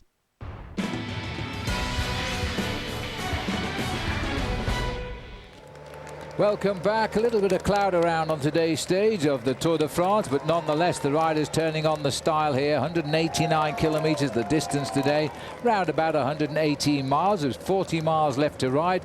Should take them just over an hour and a half, or maybe a little bit faster than that. Should be about an hour 20. Most of the work being done now by the boys in blue, the teammates of the man in yellow, Tom Bonen. A little bit of help from Johan van Summeren here, the workhorse for Robin McEwen's team. They've all got to show willing in the chase, otherwise the other teams get upset. when you're racing for the big prizes. Now, one man who will be saving himself for tomorrow is, of course, George Hincapie. So he will have a quiet day today, he hopes. Let's find out with Craig Hummer. George, it's been the usual chaotic first week. Case in point, yesterday's stage, Igor Martinez going down in the last few kilometers. How's the team been handling all the nervousness on the road? Yeah, yesterday was definitely unfortunate. Igor is such a strong rider, and for him to see him go down was a bummer for all of us. But we're trying as best we can to stay out of trouble, and today is going to be another stressful day, I'm sure, but it's just important to stay in the front and try to stay out of the crashes. Stage 5 certainly in the books. You've had 6 days, including the prologue, into your legs. How's your form so far this year? I feel great, better than ever. Speaking of which, let's look towards tomorrow and what you expect out of the time trial. Certainly you were close in the prologue. What are you going to be satisfied with in the time trial? Yeah, I mean, it's a totally different event than the prologue, and it'll be pretty much my first real long time trial that I've ever gone for in the Tour. So I just hope to finish up there with the leaders. You know, if I could win, that'd be awesome. We'll see. Leader-wise, who do you think is going to be up there with you? I think Levi, Floyd, Zabriskie, all the Americans for sure. And then Cadell Evans, Michael Rogers, Mazzolini, probably leaving a couple guys out, but they'll be good competitive guys. All right, stay safe. All right, thanks. You guys. Gosh, isn't it exciting that we're talking about Tour de France and all of those Americans, as George says, favourites for tomorrow's time trial. You must not miss that with us here on OLN tomorrow. And it was a shame for Martinez crashing yesterday. He plunged from 5th overall down to 88 in the classification, but he's still around to help the boys, and that's as important. 3.5 minutes is the latest gap coming at us, Paul, so they're continuing on, but I'm not so sure that they'll get more than about another 20 kilometres in the lead today. Now, the main field are very much on fire this afternoon. You see a lot of riders. It's a strange day always, the day before an individual time trial, because the big leaders, the big men like George Hincapie, Levi Leipheimer, Floyd Landis, they actually want to have a reasonably easy ride if they can, because they know tomorrow is so important for them, because it starts to set up the hierarchy at the top end of the overall classification. The sprinters, for example, are thinking, we've had a great opening week to the Tour de France this year. Very rarely do we have the chance to stay in with a crack at the yellow jersey until the first weekend, because their chances are normally robbed at the end of the 3rd or 4th stage with a team time trial. So they're all very excited to chase it all down on a stage like this, because for Boonen, Robbie McEwen and, of course, Oscar Freire, it could be the last time to have a crack at yellow. Yes, it could be, because they'll take a bit of a bashing when we get into the mountains, and they may not have those same strong sprinting legs the other side of the mountains. You get some idea as the helicopter closes in here just how fast the race is going. It's so difficult to realize, even though they're a solid pack, they are flying over the highway here in the region of 27 to 30 miles an hour. You wouldn't average that for the same distance that they race in a motor car today, that's for sure, because you have all the problems of traffic. These fellas don't have any traffic problems. They do occasionally have leg problems. 61 kilometers to go. 3:33, nudge it out just a little bit again, so a bit of hesitation as the crowd enjoys first sight of the Tour de France, led here by Anthony Geslan. Interesting, yesterday we had Sam Dumoulin in the breakaway. He won the Route Adelaide this March. And funnily enough, that Geslan won the very same race in 2004. It's strange how those riders take strength from having won in the region to attack. You get a motivation when you go back to the same area where you've had a success, and that happens with every one of these professional bike riders. If they go back to the same area, they really feel good. Seeing the colours of the Tricolore of France here, the champion of France. It's the World Soccer Cup final coming up on Saturday, so France is in the final against Italy. Boy, the Tour de France may be under pressure. Well, as we look at these three riders here, let's just have a quick look back. We heard George talking about that nasty crash to Martinez. I think we can have a look at it now. Not a pretty sight, but thank heavens he wasn't hurt too much. This is our Nike 10-2 moment today. Watch for it, bang, he really did hit the road with a thump, and I thought that surely will have broken his collarbone, but although it looks bad, this man got off the road, went to the doctors, had a drink on the move, He'll remember that from the days when he was a baby, I'm sure. And he got back into the group of 2 riders. He lost time, he lost his high place overall, but he's still in the race. That's our Nike 10-2 moment. And there's the beauty of the Tour de France. The farmers have been hard at work in the whole region in the north of France this last week, welcoming the Tour de France. There is the information on Igor. He joined the team this year, by the way. He came over from Euskaltel-Euskadi. He's 28. Quite clearly, Johan Brunel has seen a real talent in this rider to bring him across to the team. He's a good climber. Well, at 156 pounds, he should be. 48 in the 2005 Tour, a 41st finish in 2004. The Tour de l'Avenir down the bottom there, which he has won, is seen as the amateur Tour de France. It literally means the race of the future, and it builds young riders into stars for this event, and he won that. So clearly he is a rider of talent. 3 minutes 29 seconds the gap, so we went forward 4, we've gone back 4 now. We've gone forward 1. Well, they're obviously riding at pretty much the same place. Bon route to the riders in the polka dot, yellow and green. Green is McEwen, yellow is Bonin, and the polka dot at the moment is French. All cheers for the French. Jérôme Pinault. Done well again today. He snicked another point on the early stages. No more mountains today, or hills, as we head to the finish in Vitré. But there is one more sprint to come. And it's 3:28, so it's a reversal again, I'm afraid, for these 2 Frenchmen and a Swedish rider. The Tour goes on. We'll be there when you come back. The 2006 Tour de France on OLN is brought to you by American Century Investments, mutual funds and institutional money management for more than 45 years.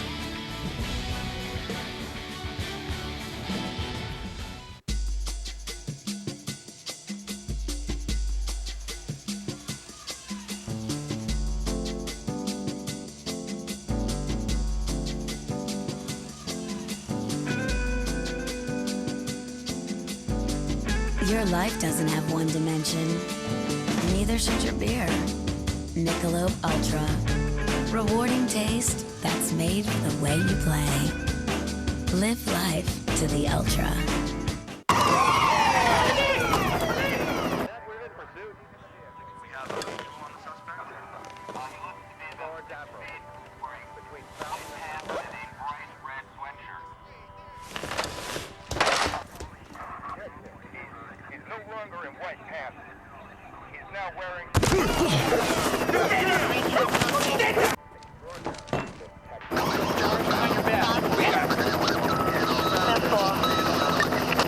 This is Duralast, the battery built to exceed the need.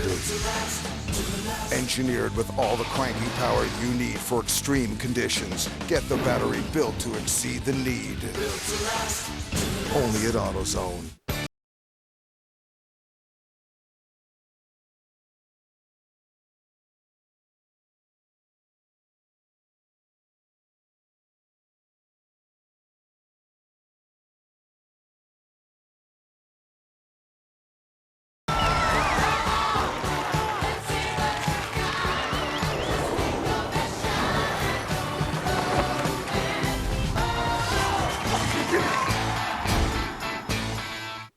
And so they came.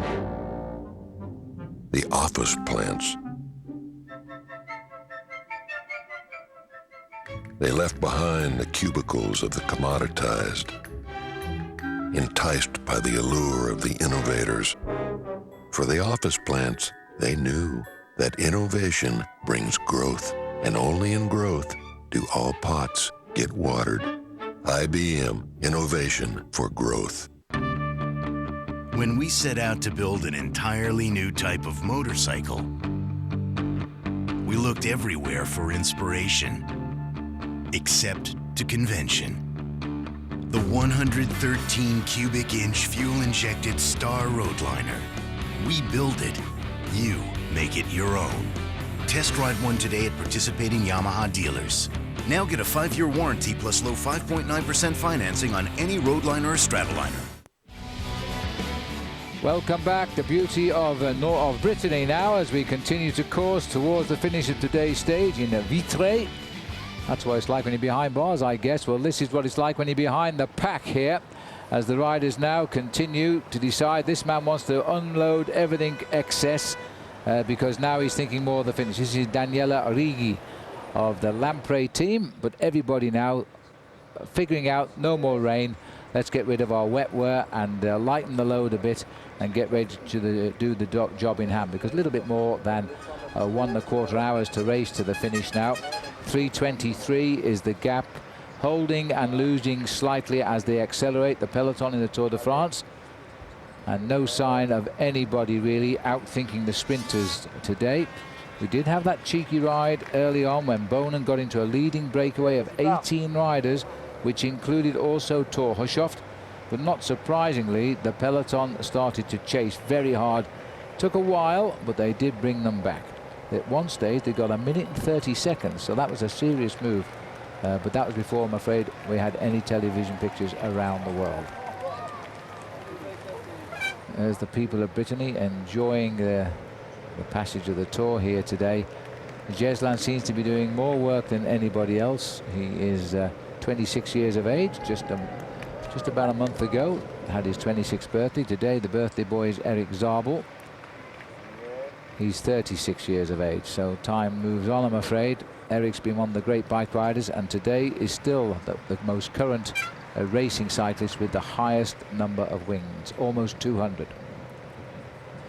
Well, let me remind you again about the Saab Watch and Win sweepstakes, because you need this information. You go to olntv.com, fly to the finish.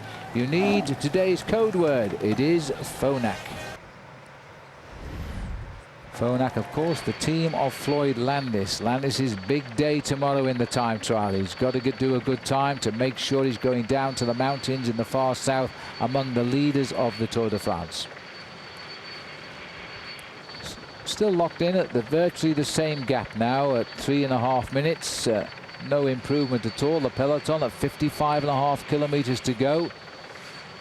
Altogether, nobody behind the race. There was one non-starter today, Fabio Sacchi. He won a stage amongst other races in the Jacobs Creek Tour Down Under a couple of years ago. He's also finished 3rd overall in that race. On Zabel's team, I presume he was ill, Paul, because we've got no medical bulletin on him. And he was a man who we saw almost win a stage in the Tour de France a couple of years ago. He got away in a very long breakaway. 2 riders on the road down into Marseille, and instead of trying to do any foxy tricks down towards the end, we saw 2 riders sprinted out in a drag strip race, and poor old Fabio Sacchi, who I thought was going to get the win, crossed the line in 2nd place. But the first thing he did after the finish was actually congratulated the rider who was with him. Well, I must say that it's a shame for Sacchi, because he's ridden the Tour 5 times, and this will be the first time he has never reached Paris. That's pretty sad for him. So he wouldn't have given up without a good reason, that's for sure. Johan van Summeren, gritting his teeth. He had a great ride yesterday in support of McEwen. Now he's come back to the front. He was involved in a rather nasty tumble about a mile or so from the finish yesterday. I tell you what, Van Summeren went down rather hard, but in fact, poor old Gert Stekemans, the man who tried to lead out Robbie McEwen, was very apologetic at the finish. He said, really, Robbie, I'm so sorry. I was looking at the 500 meter to go banner. There was something in front of it, and he thought it was 200 meters to go. So he started the sprint 300 meters too early, and that left Robbie out in the wind a little bit too long. But Robbie was very philosophical about it and said, well, that's the way it goes. Well, I guess when you've won 10 stage of the Tour, you can afford to forgive him. He wouldn't have done it if it had been his first win. As the riders now push on. These are the leaders. Lovely crowd here as we continue on towards the finish. Well, in a breakaway like this, normally you would expect to share the pacemaking at the front. Well, the way the situation has broken down so far, Anthony Jeslan has spent 44% of the time working at the front, so he's doing almost half of the work in this leading breakaway. Bra and Backstead have shared the lead between 29 and 27%, so they're doing roughly the same amount of work. But you can see the man in the pale blue shorts there at Bouygues Telecom. He is seriously motivated on this stage. All right, well, as we continue the views, this is a wonderful cycling country when you're not on the Tour de France as well. They're quiet roads, these, normally. There they are, packing together. Well, let's not forget that tomorrow is the time trial. I can't emphasize enough, you've got to be with us for that, because then we'll know who is thinking of winning the Tour de France. Let's talk now with Levi Leipheimer with Craig Hammer. After your success at the Dauphiné, you've made no secret about how you have come to this Tour de France to win. Looking towards tomorrow and this your first real chance to put a stamp on the GC, what are you going to be happy with?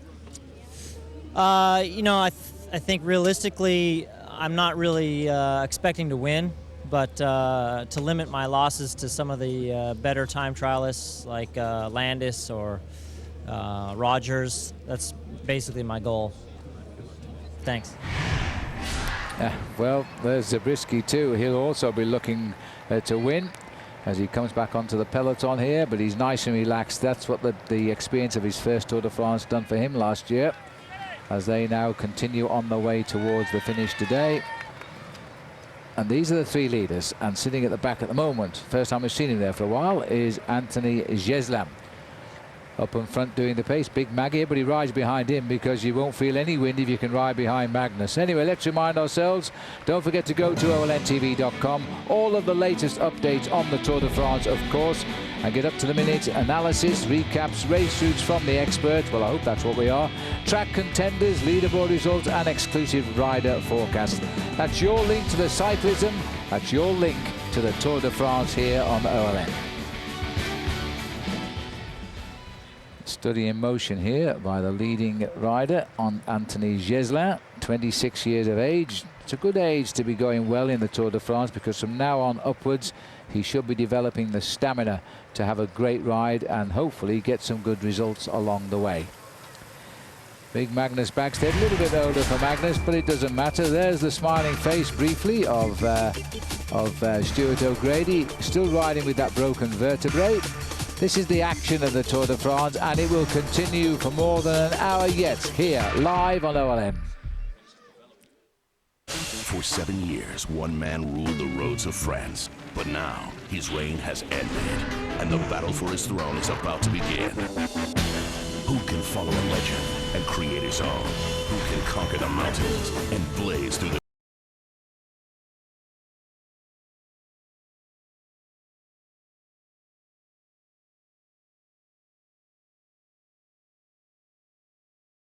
Tomorrow live at 8:30 a.m. only on OLN. The Svello Carbon Soloist is light, stiff, and narrow. How do we do it?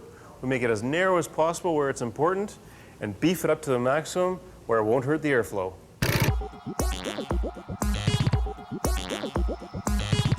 Try new cheesy chicken mashed potato bowls from KFC. Freshly prepared with our famous mashed potatoes, layered with sweet corn, all white meat crispy chicken, and topped with our signature gravy and 3-cheese blend. Great flavors come together at KFC. Do you have an adjustable rate mortgage? How much has your monthly payment gone up? Do you have credit card debt? How much are your monthly payments? How much are your car loan payments? How about your home equity loan? How much are your monthly payments? Instead of making all those big payments, get a new low fixed-rate home loan from Ditech.com with one low monthly payment, even if you have a credit problem. We'll also guarantee you the lowest rate and fee. Log on to Ditech.com or call 1-800-71-FIX. Saturday, July 15th on Oxygen, Monique is back with the biggest beauty revolution ever. If you want to live large, enter Monique's Fat Chance Sweepstakes. Log on to Oxygen.com for your chance and win big. The lucky grand prize winner and a guest will fly to L.A., experience a one-of-a-kind beauty boot camp, and have dinner with Monique. Watch Monique's Fat Chance on Comcast. Call today to get the $49.99 a month for 3 months.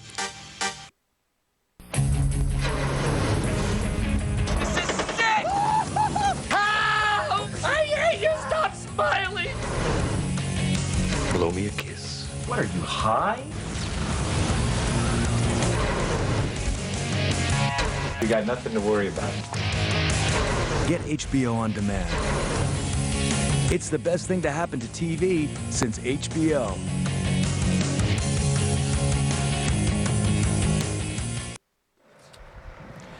Welcome back to the Tour de France as we look down on our farmers in action again here, and this is the name of the town, Châtillon, and they've done a great job of that too. Well, this is the 6th stage of the Tour de France, but it is the 7th day of the Tour, remember, with the prologue time trial. We're heading today from Lisieux to Vitré, and the riders now are just working out when they're going to catch those 3 leaders, because I'm afraid to say catch them they will. They're driving well at the front now. 4 teams working on the chase, and that should do it. The gap is 3 minutes 19. The riders are Magnus Bagstedt of Sweden, Anthony Geslin and Florent Brod, the 2 French riders. But let's just remind ourselves just how dangerous this opening week has been for the crashes. One man who's been not too far away from them, but not in them yet, is Robbie Hunter. I think we can explain it in his words right now.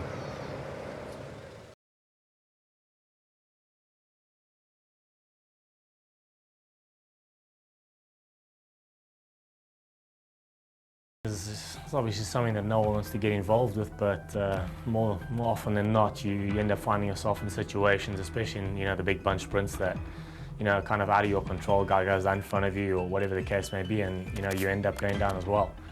But like I said, it's just one of those things that's part of the sport. Most of the time, you try and get away with your normal cuts and bruises, whatever the case is, but it does happen. Sometimes guys come out with broken bones and things like that, but it is part of the sport, and you have to deal with those things. Yes, Robbie Hunter there, Africa's finest cyclist. These are the riders who have abandoned this tour due to injury. Valverde, the big favourite, went out with a collarbone. Decker went out with facial injuries and lost a few teeth. Paul Alfred Rodriguez too hurt his shoulder and wrist. Down below, injured riders who still continue. Sandy Cassar, Chris Horner with a dislocated little finger, Stuart O'Grady, cracked vertebrae. These guys are still riding this race, and they are absolute heroes. These are the boys who've got fresh souvenirs from only yesterday. We saw the crash of Igor Martinez, David Moncoutier, he hurt his left knee, Volkler right knee. They should go out together tomorrow. Frank Schleck, multiple contusions, and the same for Peter Rollick and Isaac Galvez, who shouldn't be riding at the back. He's a sprinter. But today, Galvez is still riding at the back of the race, so he hasn't learned anything, has he? 3 minutes 16, the gap, 48.9, about 31 miles still to race now to the end of today's stage. Keep the pressure on. At 3 minutes and 17 seconds, slowly but surely, they are winding them back in here. These roads are very, what we call, heavy roads. There's Sandy Cassar, by the way. You can see his crash injuries on the back as he now pulled in. In fact, this is a situation. It's Philippe Gilbert, sorry. This is the other one who had his problems on the road to Valkenburg. So there was quite a lot of riders on the ground this time, wasn't there, Paul?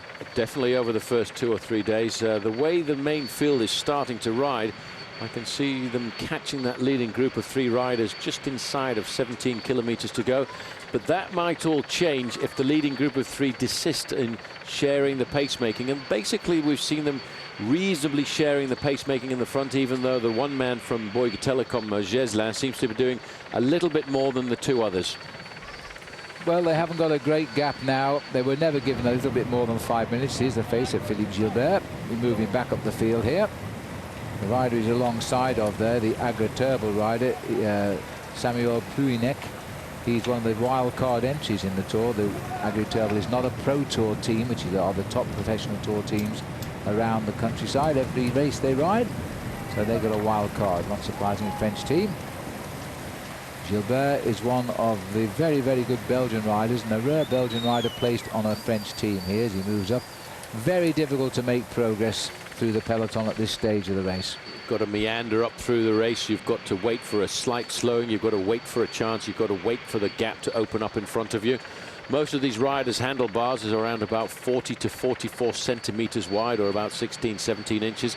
And you've got to have the knack of being able to judge the width of the gap in front of you and to be able to force your handlebars in there. Now, if you're a dangerous rider, you get yourself a bad reputation. But all of these riders are very agile, and you get to understand how certain riders handle themselves in the main field. And that's why when you see a dangerous guy coming through, you usually take a chance of getting out of the way. Well, our heart rate today telling us Matthias Kessler is riding at 43 kilometers an hour at the moment, a heartbeat of 185, so he's pretty high up towards his max today, which is 185. He's on 164 beats per minute. Cruising along at about 43 kilometers an hour. So the situation, 3:08, the peloton still deciding how they're going to catch these 3 riders, which are Magnus Bagstedt, Florent Brod, Anthony Geslin. They left a group of 18, which included Tom Bonen. The peloton wanted Tom Bonen's group back. They got him.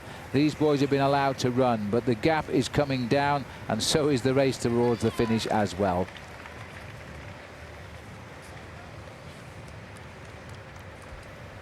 So there they are.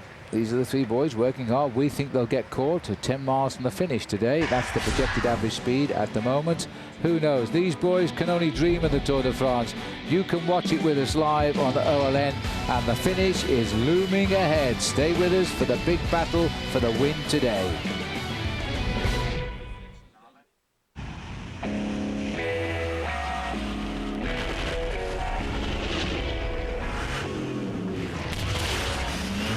The aerodynamic principles that keep a Saab jet in the air help the Saab 9.5 remain firmly on the ground. Introducing the new 260 horsepower Saab 9.5. Once you've built jets, you don't build just another car. Take flight in the newly redesigned 9.5 sedan for under $35,000.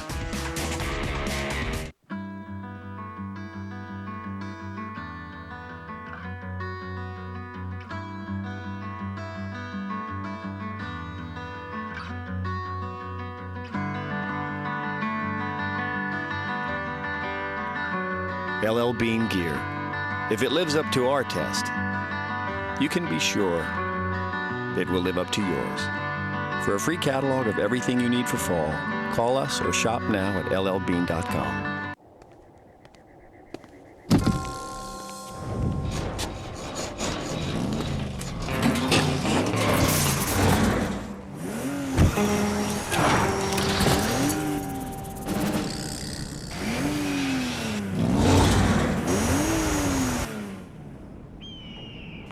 Your engine knows what it wants.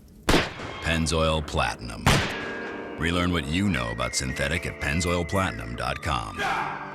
OLN serves up the return of Pete Sampras in the network premiere of World Team Tennis. A unique and exciting format featuring the best players in the world, head-to-head, team-to-team. And leading up to exclusive coverage of the championship match in August. It's World Team Tennis on OLN. July 16th, Pete Sampras and the Newport Beach Breakers take on the 5-time WTT champs, Sacramento Capitals. World Team Tennis, presented by Advanta. July 16th at 11:30, only on OLN. Here's to men, to guys who want to take longer drives with fewer pit stops, to guys who want to spend less time in the men's room and more time fishing. And here's to Flomax. It's approved to treat male urinary symptoms due to BPH, also called an enlarged prostate. In 1 week, Flomax may help symptoms like going often, going urgently, weak stream, frequently waking up at night to go. For you, Flomax could make a difference in 1 week. Ask your doctor if symptoms are from BPH, not prostate cancer. Common side effects of Flomax are runny nose, dizziness, and decrease in semen. Upon standing, a sudden decrease in blood pressure may occur, rarely resulting in fainting. So when starting Flomax, avoid situations where injury could result. For more information, call 877-4FLOMAX. Ask your doctor about Flomax. Flomax could make a difference in 1 week.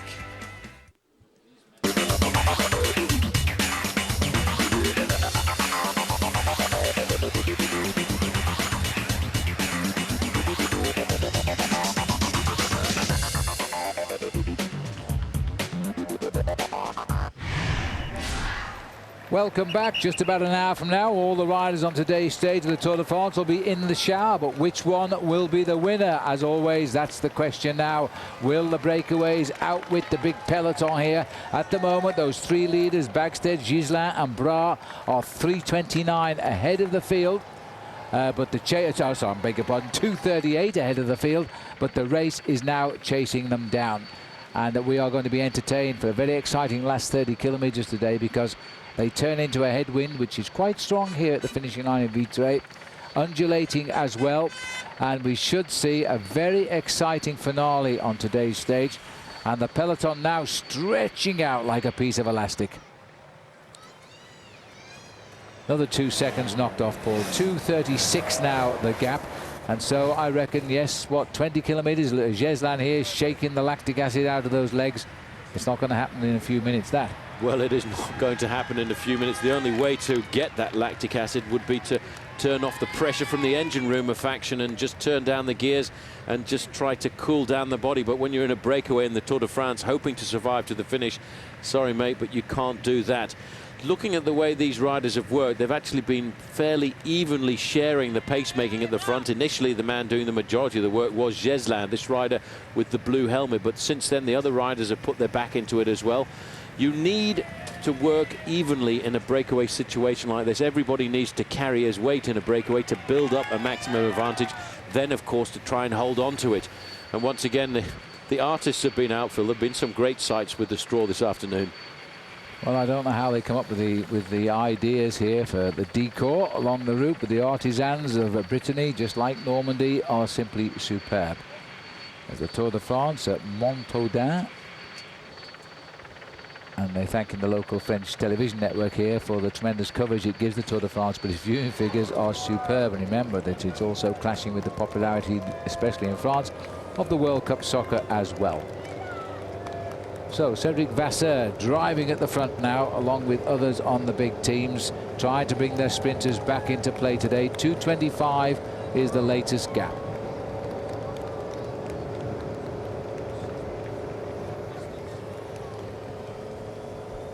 Well, as we look here at the men who are racing across the green fields of northern France, what about the green bays of the snooker table here, or the pool table, because we're talking about the IPT King of the Hill 8-ball shootout.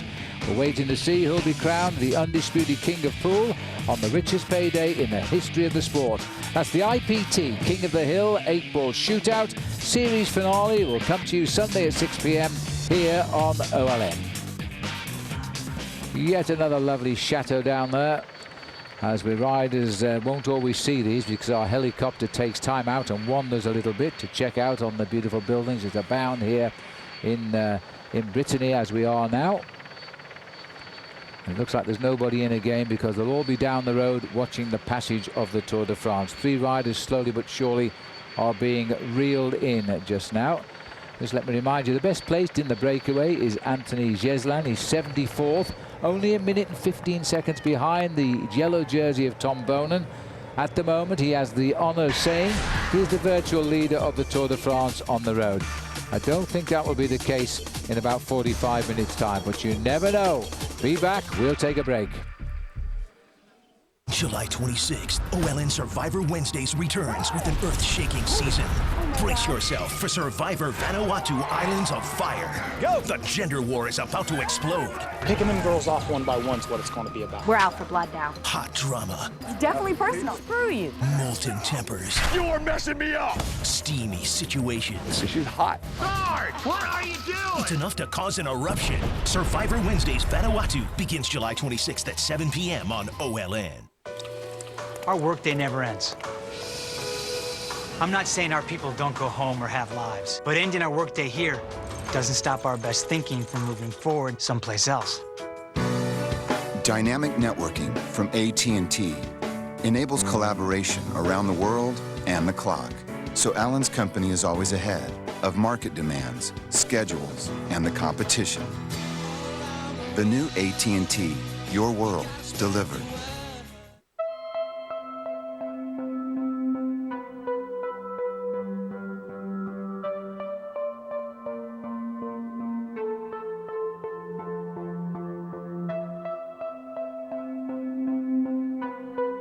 Ingeniously designed to help protect the things that need protecting.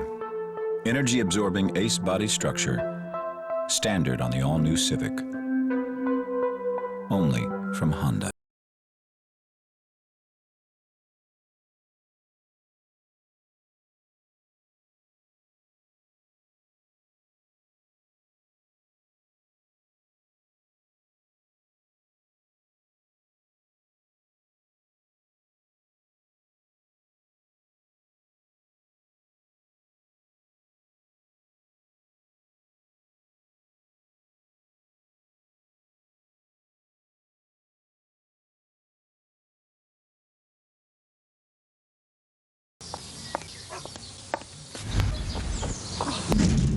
Free yourself from big phone bills. With Comcast Digital Voice, you get unlimited local and long distance, plus 12 popular calling features, while saving more than 20% over Quest. And it's only $39.95 a month for Comcast customers. Comcast Digital Voice. It's Comcastic. Switch to Comcast Digital Voice risk-free and get all your Comcast services on one bill. Welcome back as we look at the scenery now around Vitré, where we're headed for. This is a wonderful fortified area around here. We are now in Brittany. As we head towards the coast, we get a little bit closer to the coast in Rennes for the time trial tomorrow. And then we head out onto the coast as we go to Lorient before the first day of rest when the Tour de France heads for the mountains. Well, the field are still together. While you've been away, they've been hard at work at 2 minutes and 5 seconds. They've just taken back a second. It won't make any difference. The green jersey of McEwen, the yellow jersey of Tom Bonan, still in the peloton. They've got their teammates racing at the front as they now course towards the finish in Vitré. But thanks to AMD, we can now show you where the Tour de France is going and where, in fact, we have been today. We all started in Strasbourg, did a tour of a few countries. Now we're heading round to Paris, where we won't reach Paris, of course, till the 23rd of July. We are now up north. The far left of our picture, Lisieux, is where we started, bound today for the finish in Vitré. Any little hills that are bounded as far as the King of the Mountains were at the beginning, as you can see, that 1/3 category climb. Now we're heading down towards the sprint at Jouvigny, which comes in about, let me just see, in about 9 kilometers time, or 5 miles or so. Almost on the 2-minute mark. We'll soon be inside that. At 2:01, it's coming down quite quickly now, Paul. 23 miles to go, which is about 38 kilometers. About 38 kilometers. There's a sprint point coming up at 162 kilometers into the race at Jouvigny. There are 6 seconds time bonus there, 4 and 2. And they may well be thinking about trying to grab those riders back before that sprint point. And in that case, I think we will have a very serious sprint for the line. Robbie McEwen, if he wants to get the yellow jersey this afternoon, he's still in with a slight chance. He's 24 seconds off the lead. He would need to win the stage and the next time bonus if he was to run out the yellow jersey. It's a tall order, but you know, the way this race is developing, there's all kind of strange things can happen. Well, we're racing to the town of Ernay now, which means that we are into the last 39 kilometers of the day. A little bit of French architecture for you, or French art, as they race toward Vitré. And these people all enjoying the race as well. But, you know, I don't think Robbie can do that, Paul, but I know he'd love to. But it's more likely that Tom Bonan will keep his lead today, if all goes well for him. But which means he gets to start last man of the 172 riders tomorrow. Big honor for him, especially as he's a world champion. Especially as he's a world champion. The last time a world champion took the lead in the Tour de France was 16 years ago, and the man on that occasion was a man by the name of Greg LeMond. He'd won the World Championships the year before in 1989 on a very tough circuit in Chambéry. And I think even on that occasion, Sean Kelly was placed too. Sean Kelly never quite got the big title that I think he always deserved, because Kelly ran out so many times close to the victory, and on a number of occasions Greg LeMond went one better. He used the wrong gear. Sean Kelly told me at the time he used the wrong gear, and of course that was the time that Konishev became the first Russian professional medalist at the World Championships.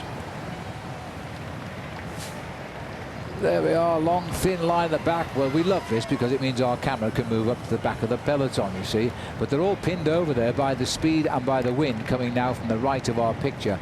And believe me, it's so hard to hold that wheel in front. They make it look fairly easy, but if we could see their faces right now, believe me, it would be tough. Well, it's not hard to do Saab Watch and Win sweepstakes, I can tell you that. OLNTV is where you go.com. Saab Fly to the Finish. The code word today is Phonak. And to find out what we're talking about, go to our website, of course. The peloton from the front now, as they're really beginning to drive. The Belgians and the Dutch cyclists tend to be the best riders against the wind, and when the pressure's on, that's why they're driving at the front. They love this sort of racing. Tom Bonan will like it today now. Good road surface. The peloton now slowly carving into that lead. It was over 5 minutes. It's now 1 minute and 53 seconds. And the peloton are becoming a little bit agitated by the 3 riders out front today. There's the man dreaming of victory, and more on yellow. We'll see you in a moment.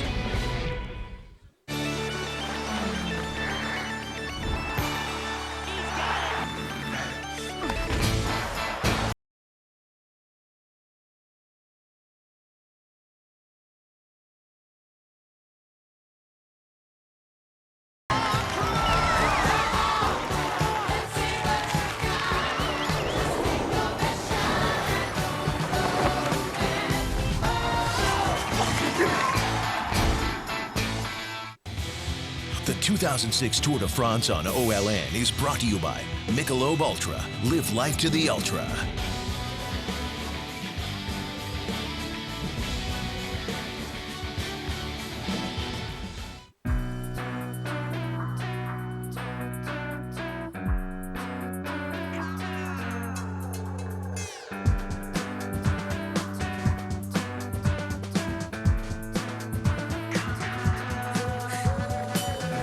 Your life doesn't have one dimension.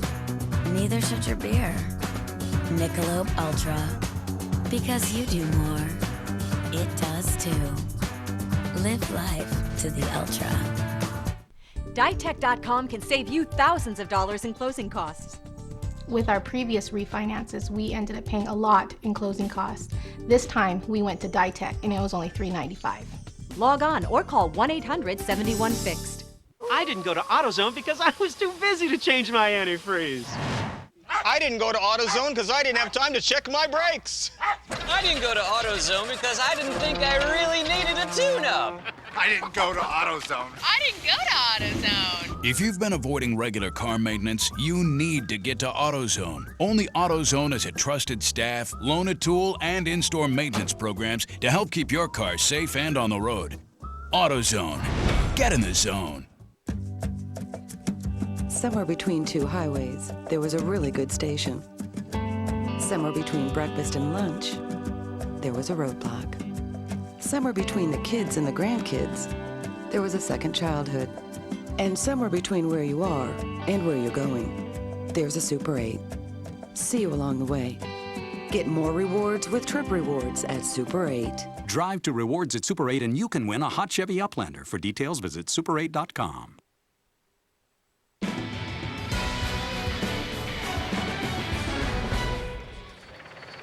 Welcome back. They're going quicker than ever now at the moment, just on 33 kilometres to race from Lisieux to Vitré in France today. We are on the next stage of the Tour de France, which is number 6, and it's our 7th day of racing. The 3 riders who have led almost since the 70th kilometre today are now 1 minute 39 ahead. These 3 men scampering for the finish. Now, they're the roads we were talking about earlier, you see. They appear flat when we always look from the side, but they are not. Those little drags really hurt the legs. Big Magnus now trying to keep the lift up here in the pace because they're riding at approximately 26.5 miles an hour today. They've got 32 kilometres, 20 miles to go to the finish. So as they continue on, as we look at the face here of Florent Bras, let's have a look at Frankie Andreu as he now looks at the Nissan next generation of technology. Ron Rims. Some riders are really picky about the position on the bike, but also there's a lot of riders that are finicky about the wheels that they choose. Shimano makes 4 different types of wheels for the riders here at the Tour. For example, this deep dish one, which is carbon fiber, it allows it to go through the air a little bit quicker. It's more for speed. Then for a lighter weight rider or a climber, they have the shallower rim, also of carbon fiber. This thing only weighs about 1,300 grams. Now, Shimano uses angular contact bearing insides, which not only supports the vertical load, but also the lateral load when a rider is sprinting or cornering hard. Also, these wheels, they're called tubulars. The tires are actually glued onto the wheels, and it's about a 3-day process to get these tires to adhere correctly. Obviously, the riders really have to trust their wheels because those are the 2 main contact points with the road, and especially in these sprint stages. Yes, and that's the Nissan next generation technology of the Tour. Quite complicated, isn't it, some of this technology? Anyway, back with the man is quite simple now. Just go as fast as you can. That's Johan van Summeren setting the pace for Davide Malotto. And there's the shot the front riders didn't want to see. The pack can see them. 1 minute 30, Paul, and the horrible sight now, that gap represents 1.5 minutes. Well, the horrible thing about it is it's a very long straight road, and the main field now, they can see their prey as they have done on every day of the Tour de France since we left Strasbourg. We've had a breakaway attempt go, and down towards the end, all of a sudden the main field starts to see the prey, and that's when the guys who are suffering on the front, those team workers, the team helpers, the domestiques, they've been suffering like dogs for the last 30 or 40 kilometers. But now they can see why. They can see the cars in front. They can't actually physically see the riders, but they can see the lights flashing. They can see the helicopter over the top of these riders, and they know the job is almost done. Yes, they will roll out now at 19 miles to go to the finish, 31 kilometers. And these rolling hills now will take them all the way to the finish. It doesn't end at the finish either, because it's a steady climb up from Vitré. We come through the centre of the town, past the railway station, and we climb just very steadily up towards the line itself, which is out on the outskirts of the town, because it's very difficult to find a road wide enough in some of these French towns to finish the Tour de France. This one is already a pretty narrow approach. Very tricky approach to the line, especially around about 3 or 4 kilometers from the end, because you come right through the very heart of Vitré. They've taken out a number of traffic circles and traffic directional islands, but still I think it's quite a scary proposition. To make it safe, we really would need a team like a team of Mario Cipollini. In the old days, Mario Cipollini, let's not forget, was a winner here in 1995, and he would have had the whole of the main field lined out completely in one big long line, and for me that makes it an awful lot safer. But what we've had here at the Tour this year is a lot of very dangerous sprints, because nobody's got the power to stretch the main field out. Which for us, of course, has made it a very exciting sprint finish. Fortunately, we've been able to recognise the riders so far. I must say, if Isazi Inaki had won yesterday, the rider in the orange jersey, that might have caught us out, because getting up front in this quality of a sprint, that was a great achievement by him yesterday. He didn't quite get the better of Bonen and Oscar Freire. Minute 24 now for the peloton, but they can see the race now. We are on a long straight road here as we make our way down towards Vitré. A change of direction will bring about a headwind, and this road will be up and down like a roller coaster now, all the way to the finish. There's Jeslan stretching his back and taking a look over the following cars.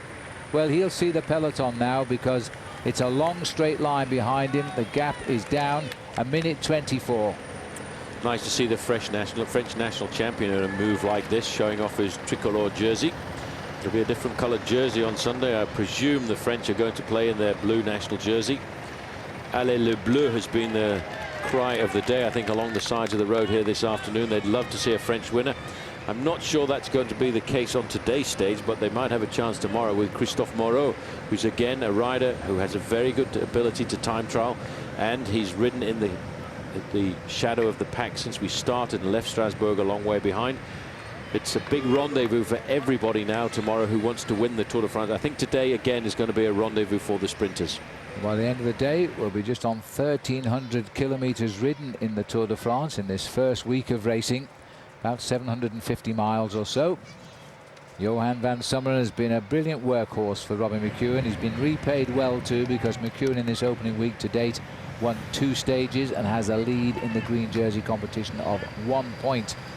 Florent Brard, who left the French teams and joined this Spanish team, Case d'Apan, which is the Balearic Islands team as well, sponsored him. Magnus Bagsted, he rides on an Italian team, Liquigas.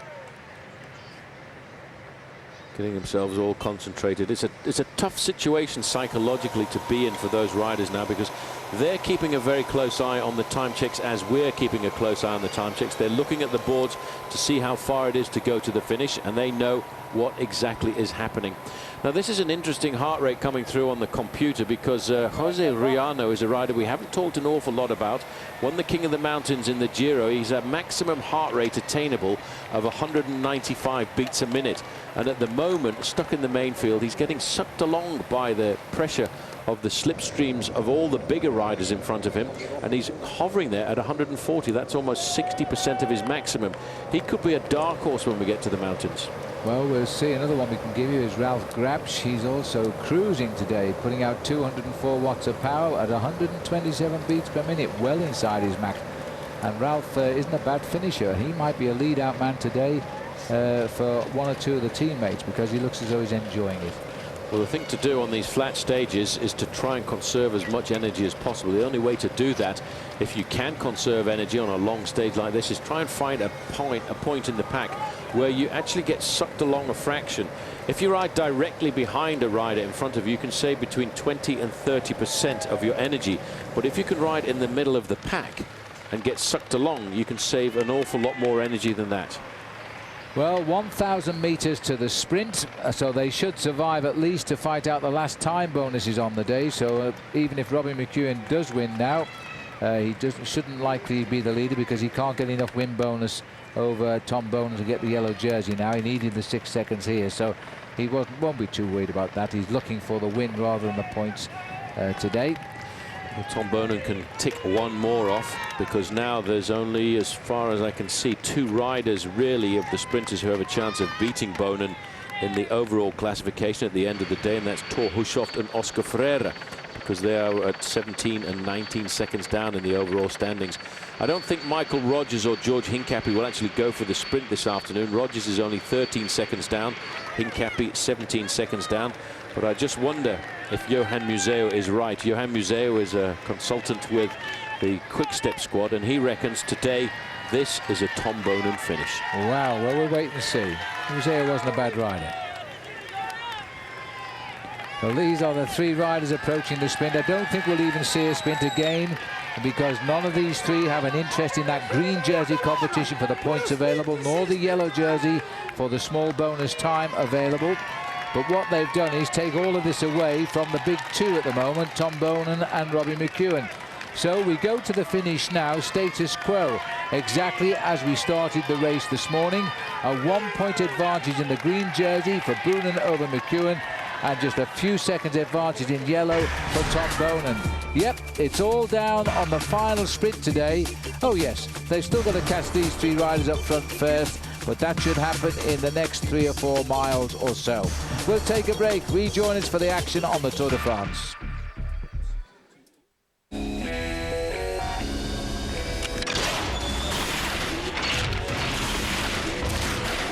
Saab was founded by 16 aircraft engineers. Their spirit lives on. Introducing the all-new Saab 97X. Once you've built jets, you don't build just another SUV. Saab, born from jets. Take flight in the 97X SUV for under $39,500.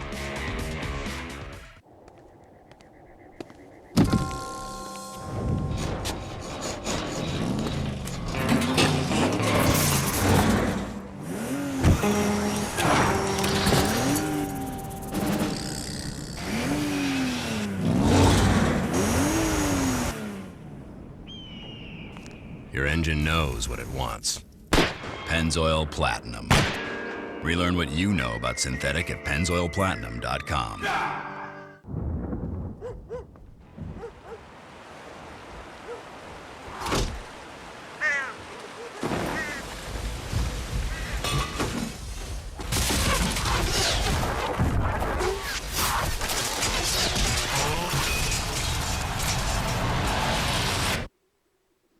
After battling the elements for 128 years, our wood stains can handle pretty much anything.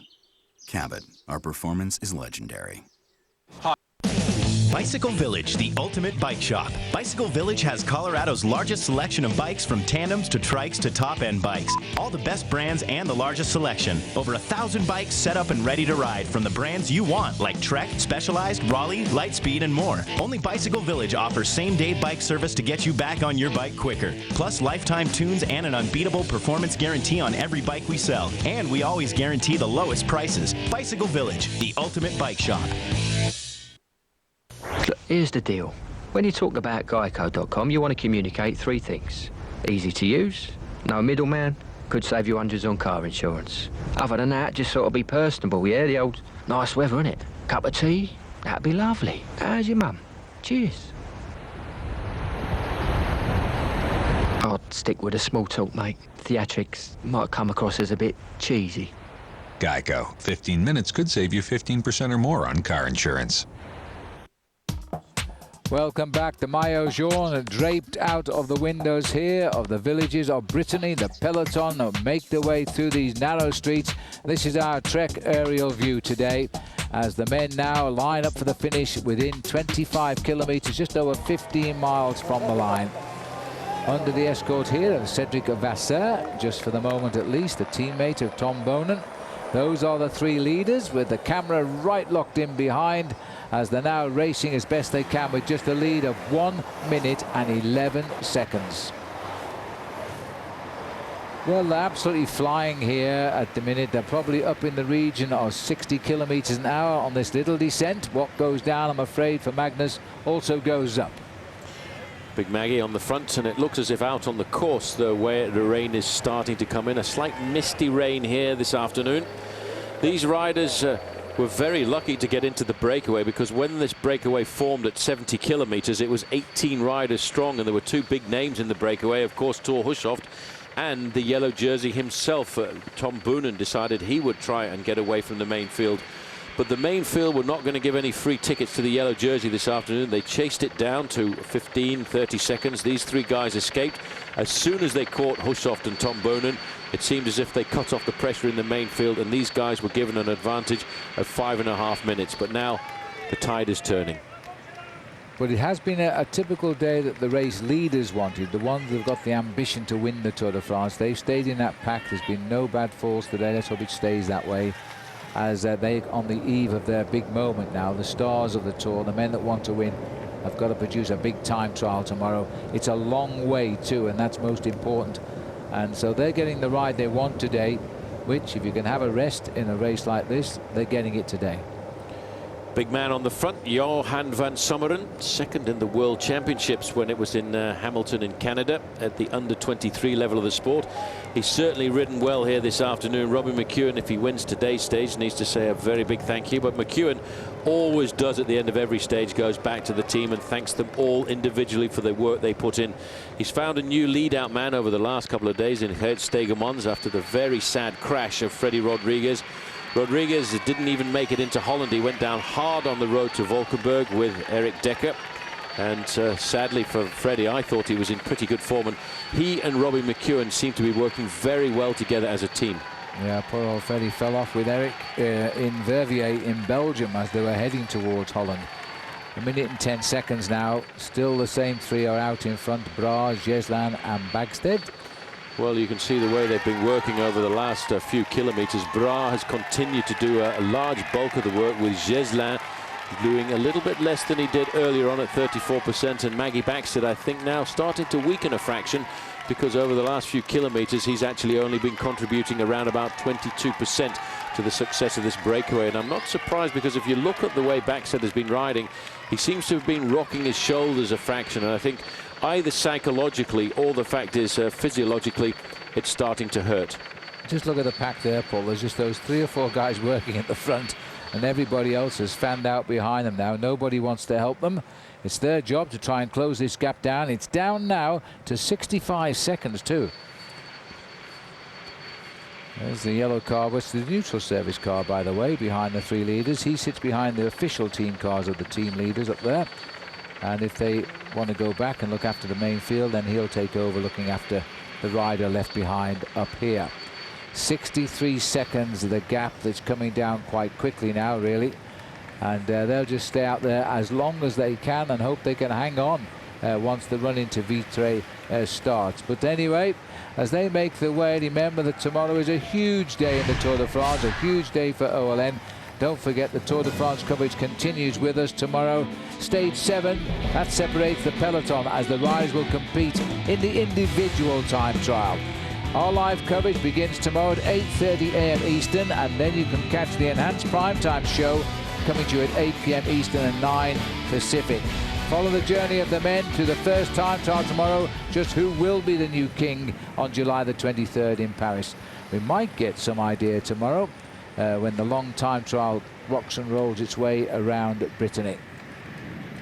Magnus Bagstedt been something of a hero today. He's tried all week to do something, hasn't been able to do anything. Now he's got into a breakaway, sadly, at 62 seconds the gap. I don't think they can stay away, but they're still not going to give up. Nudged out a further second at just under 20 kilometers to go, over rather. Well, they've seen the 25 kilometers away. I didn't think they'd see the 20 kilometers, but they have. And they've only lost about half a minute in 5 kilometers. There's the local cycling club here. Seeing the Tour de France on the roads, they probably know every inch of the way off. We'll take another break. Rejoin us as we head towards Vitré. The sky is perfect blue, no cloud could spoil the view.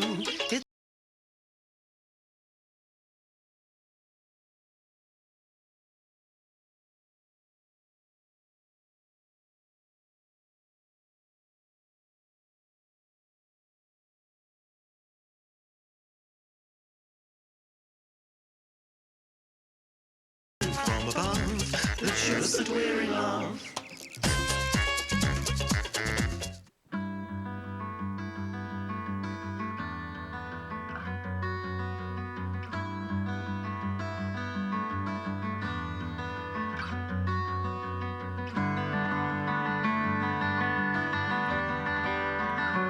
L.L.Bean gear. If it lives up to our test, you can be sure it will live up to yours. For a free catalog of everything you need for fall, call us or shop now at LLBean.com. Is the IRS ruining your life? Are IRS penalties and interest compounding daily? Stop the cycle now. Hello, I'm John Harris, president of J.K. Harris & Company. The people who negotiate for our clients are former IRS agents and tax professionals. They've helped our clients save millions of dollars. You too could qualify to significantly reduce your tax debt. Call the IRS experts at J.K. Harris now for your free confidential tax settlement analysis. Call 800-875-8195. Every night, OLN brings you the tour enhanced. See today's stage with commentary by L.L.Bean, extra features and analysis, and more. The Tour de France Enhanced Prime, tonight at 8 p.m. Brought to you by L.L.Bean. OLNTV.com is on tour and right in the middle of the Tour de France. Get instant and exclusive access to clips, photos, bios, and race routes, along with stage summaries and forecasts from our team of experts. OLNTV.com, your link to the Tour de France. Here's to men, to guys who want to take longer drives with fewer pit stops, to guys who want to spend less time in the men's room and more time fishing. And here's to Flomax. It's approved to treat male urinary symptoms due to BPH, also called an enlarged prostate. In 1 week, Flomax may help symptoms like going often, going urgently, weak stream, frequently waking up at night to go. For you, Flomax could make a difference in 1 week. Ask your doctor if symptoms are from BPH, not prostate cancer. Common side effects of Flomax are runny nose, dizziness, and decrease in semen. Upon standing, a sudden decrease in blood pressure may occur, rarely resulting in fainting. So when starting Flomax, avoid situations where injury could result. For more information, call 877-4FLOMAX. Ask your doctor about Flomax. Flomax could make a difference in 1 week.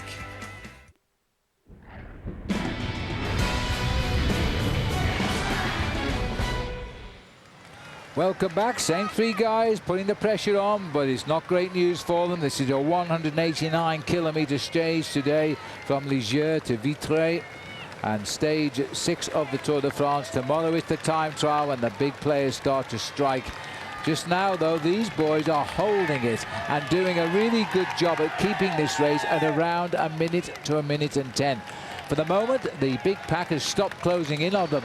So now they know they have a little bit of a show of defiance on their hands here.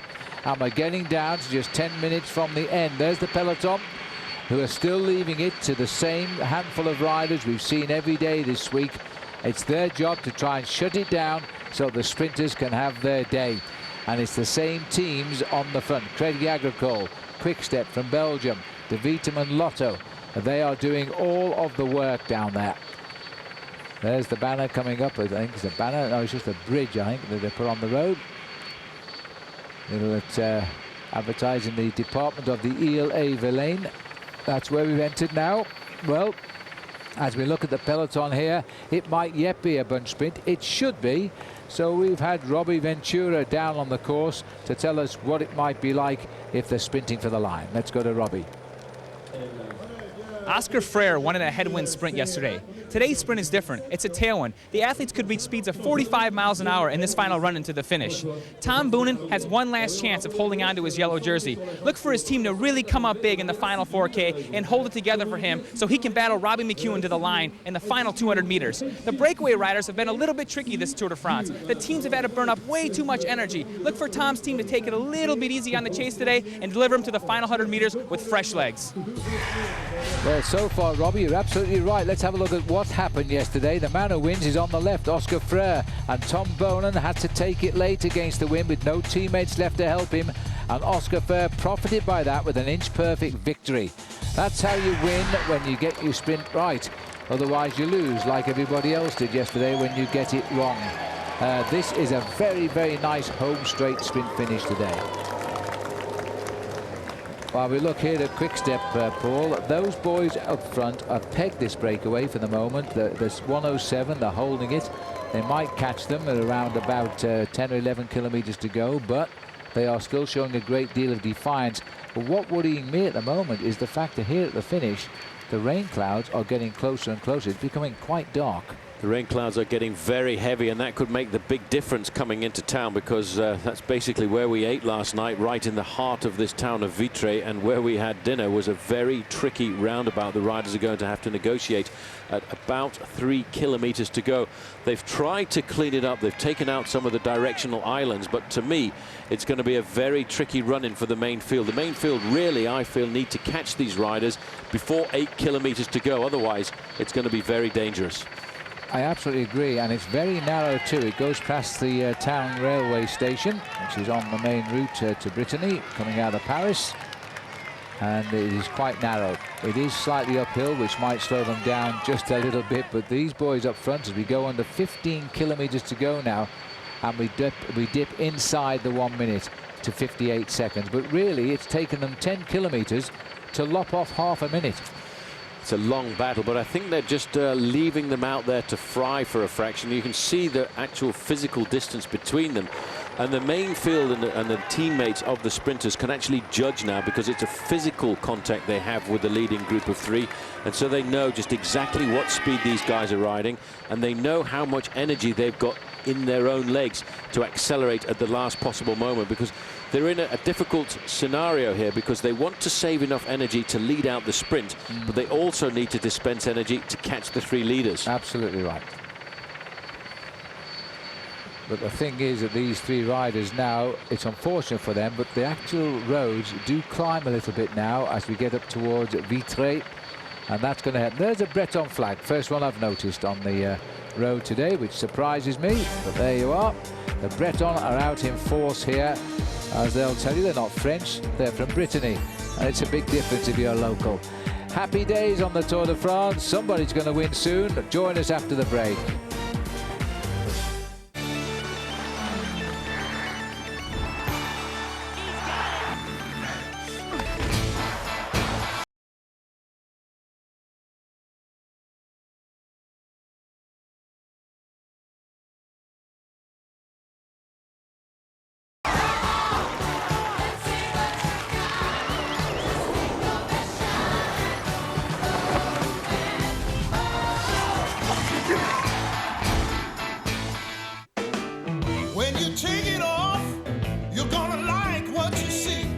Scotch Blue Painter's tapes.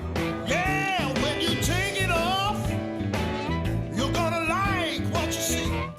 Goes on easy, comes off clean, leaving professional paint lines. Looking good, you got to agree. Scotch Blue Painter's tapes for delicate or multi-surfaces. Go on, take it off. Would you like to know how much cash you can pull out of your home and refinance your interest-only or adjustable mortgage to a low fixed rate? Then log on to ditech.com and use our free online e-appraisal calculator to find out how much your home is really worth. You can also lock in today's low fixed rate with no middleman or broker fees. At Ditech, we guarantee the lowest rate and fee, even if you have a credit problem. Log on to ditech.com or call 1-800-71-FIXED.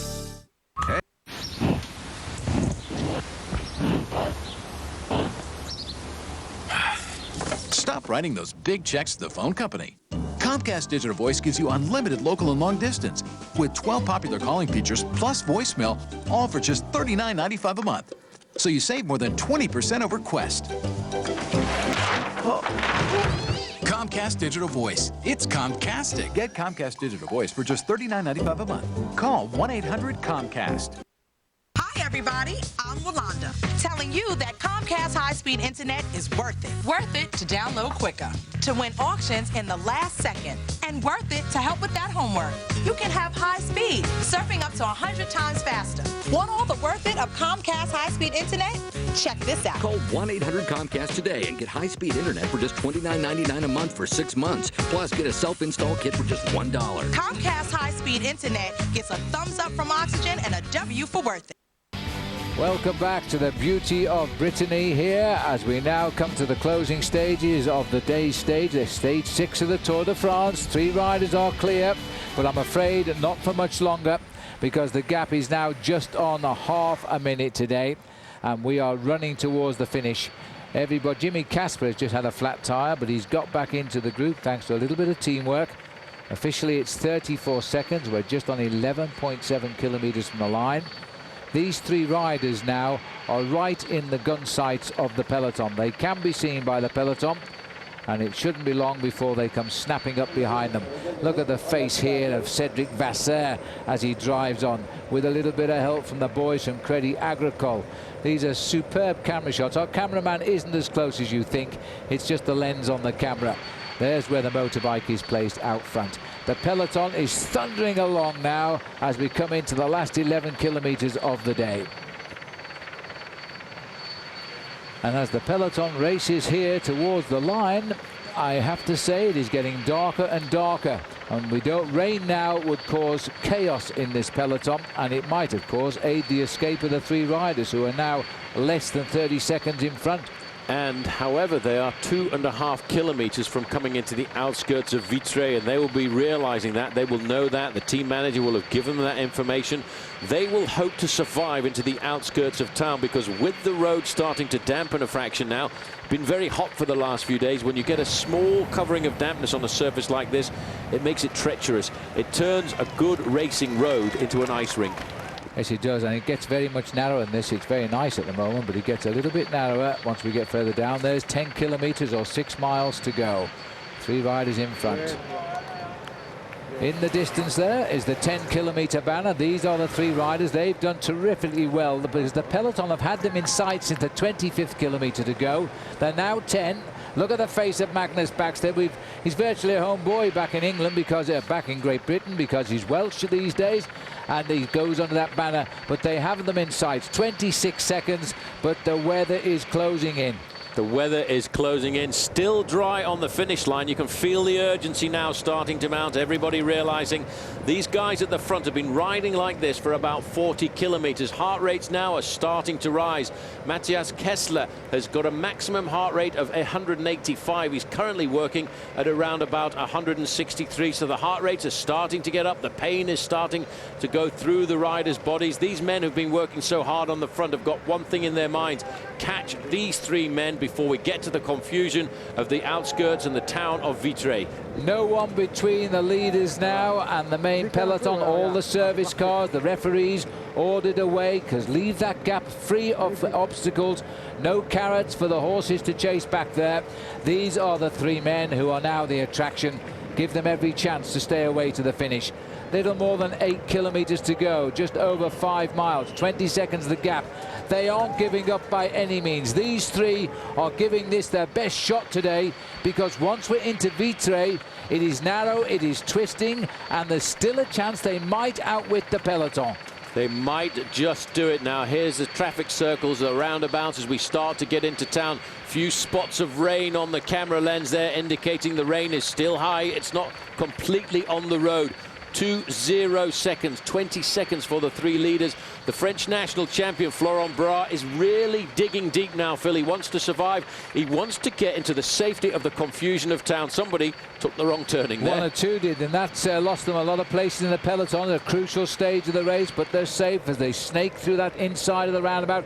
That, of course, is the correct way to take a roundabout here in France, as Magnus Baxter now begin to wonder, what am I doing in this breakaway? Are we going to succeed or not? No one allowed in the gap now, apart from the odd referee on the motorbike and the policeman who guide the race around France. 17 seconds is the gap. They can't possibly survive, but they're not going to stop trying. Look at the face of Johan van Summeren, trying to get these riders up to the leaders, because they want the sprinters to have their say on the eve of the time trial. And do you know what he's thinking about? He's thinking about one thing. Oh, my back hurts so much, but Robbie's going to take over. Robbie's going to do it for Team Davitamon Lotto, for Belgium and for Australia, because the Belgians have really adopted Robbie McEwen here. He conducts his interviews after the finish, not only in Australian, but also in Flemish, and pretty well too. Yeah, well, he's got a Flemish wife, Angelique. I'm sure if he gets it grammatically wrong, she'll put him right when he gets home.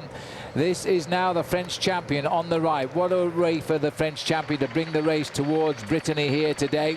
Riding in the leading group. When the camera pulls back, it's always the sign of doom, because underneath come the head of the peloton now. A lot of riders want to be near the front but not on the front. And look at the difference of the movement in the peloton now as they try to reposition. Brad is not going to give up. Look at him go. Look at his face. It's got anger and anguish written all over it. At the same time, looks over his shoulder. Well, you can't see round the corner there. That will give him a little bit of hope because he can't yet see the front end of the main field. He'll say, we'll push it a bit more. We'll try and survive until we get into town. If we get into town, it might get confusing. We might survive. But this is a very long drag. It's Team Lamprey on the front now, trying to sort it out for their man Bernardi. Well, they've also got Alessandro Ballan, who was up there yesterday now, and Jens Voigt is in there looking at the computer. He also is getting a high heartbeat just now as he tries to get a little bit excited. Maybe we've seen pictures of Stuart O'Grady today looking a lot more relaxed with his broken vertebrae. Maybe he's feeling a bit better. Salvatore Commesso, the man with the beard on Team Lamprey, over to the right-hand side, getting back into the line. These guys will not give up. Look at the face of Bra here, just looking in front of him to see if he can see the top of this climb. Doesn't look like a climb to you sitting at home in front of the TV, but this has dragged up now for around about 1 kilometre. It's down now, Phil, to 40 metres. Then it'll be 30, then it'll be 20, then it will be all over. And then it'll be 10 seconds the other way, because I doubt these boys will hold on to the peloton now once they come to the top of this climb. We are running into the last 6.5 kilometres now to the finish. They might just get to see the 5 kilometre banner if they are lucky, but after that they'll be in the heart of the pack here. A little bit of concern from us because we know that the centre of Vitré is very narrow and quite dangerous, and let's hope they can get through Vitré. Then it becomes a fabulous approach to the line. Well, it's looking good for an organised chase through town, because one team, Team Lamprey, has decided this afternoon we're going to string it all out. They had all of their men at the front. They are thinking about the big man who was caught out in that crash at 4.5 kilometres to go yesterday, Daniele Bernardi.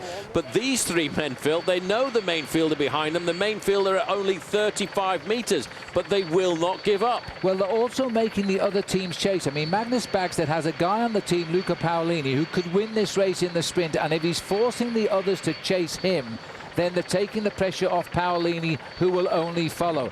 So there's still tactics to be played, even if the catch is almost done and dusted.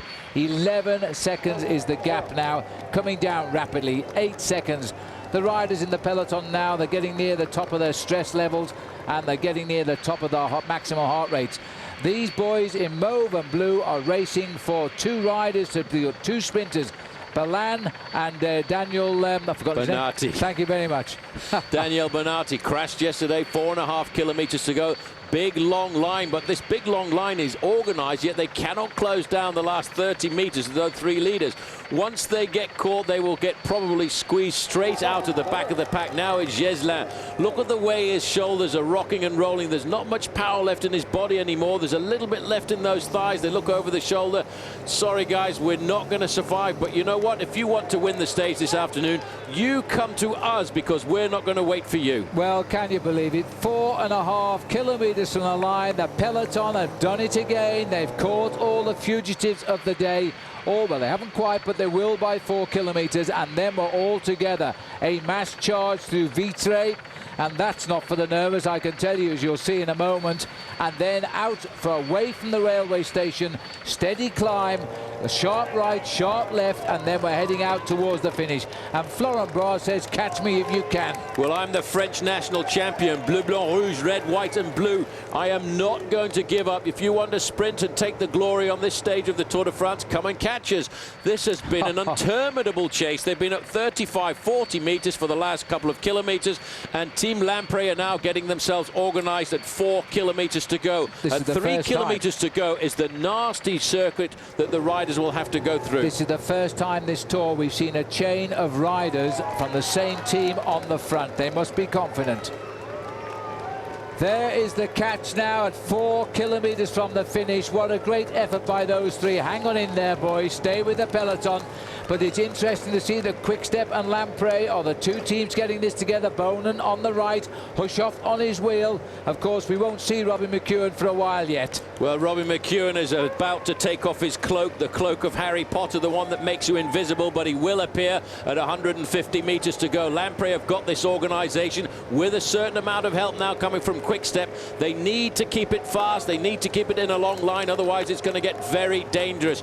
They're looking now at around about 3.5 kilometers to go. This is the drag up through the center of Vitré. There is the indication. Vitré is where we are. There is 3 kilometers to go. Now it's organized. Now this is going to be a good sprint. Keep it long, keep it straight and safe. Well, this is where they cross the center of the square here now, with the railway station on the right. It gets a bit of cobblestones as they start to go up towards the line now. And Tom Bonan has got control of things. That's the area where the railway station is now as we start the climb. Bonan has moved up here now nicely onto the place. But watch out with Lamprey. They're confident today. They're feeling good. They've got the organization. When a team works for you like this, it puts responsibility onto the shoulders of the sprinter. The pale blue jersey on the wheel of Tom Bonan there is David Kopp. He was right up in the sprint there yesterday. Round the corner nice and safely. They've got through town without too much of an incident. Tom Bonan is riding right up at the front end of the main field, but it's the Lamprey squad for Daniele Benati who are thinking about it here this afternoon. But Bonan will rely on his last men to try and lead him up to the line. He'll rely, of course, on men like Pozzato. He'll rely on men like Matteo Tossato to try and get him up to the last 300 or 400 meters. Then he will try and unleash his sprint. It's not worked so far this tour. It might work today. Well, they've just gone under the 2 kilometers banner there as they race towards the line now. And Lamprey still have control of this, which is a good sign. We haven't seen a train of the right team do this at all week, but now they're looking good. I've just seen Luca Paolini in the lime green jersey popping in and out of our picture. David Kopp is the first time in that light blue jersey to the right. Watch him, he packs a very good sprint finish, and he got it into action yesterday. These boys now, a lot of pushing and shoving further down. Desperation moments here now, because a lot of riders have been caught out of position. The pushing and shoving is to get onto the wheel of Tom Bonan. They're all up there trying to fight to get onto Boonan's wheel. They feel he's got the confidence here this afternoon. He wants to win in the yellow jersey.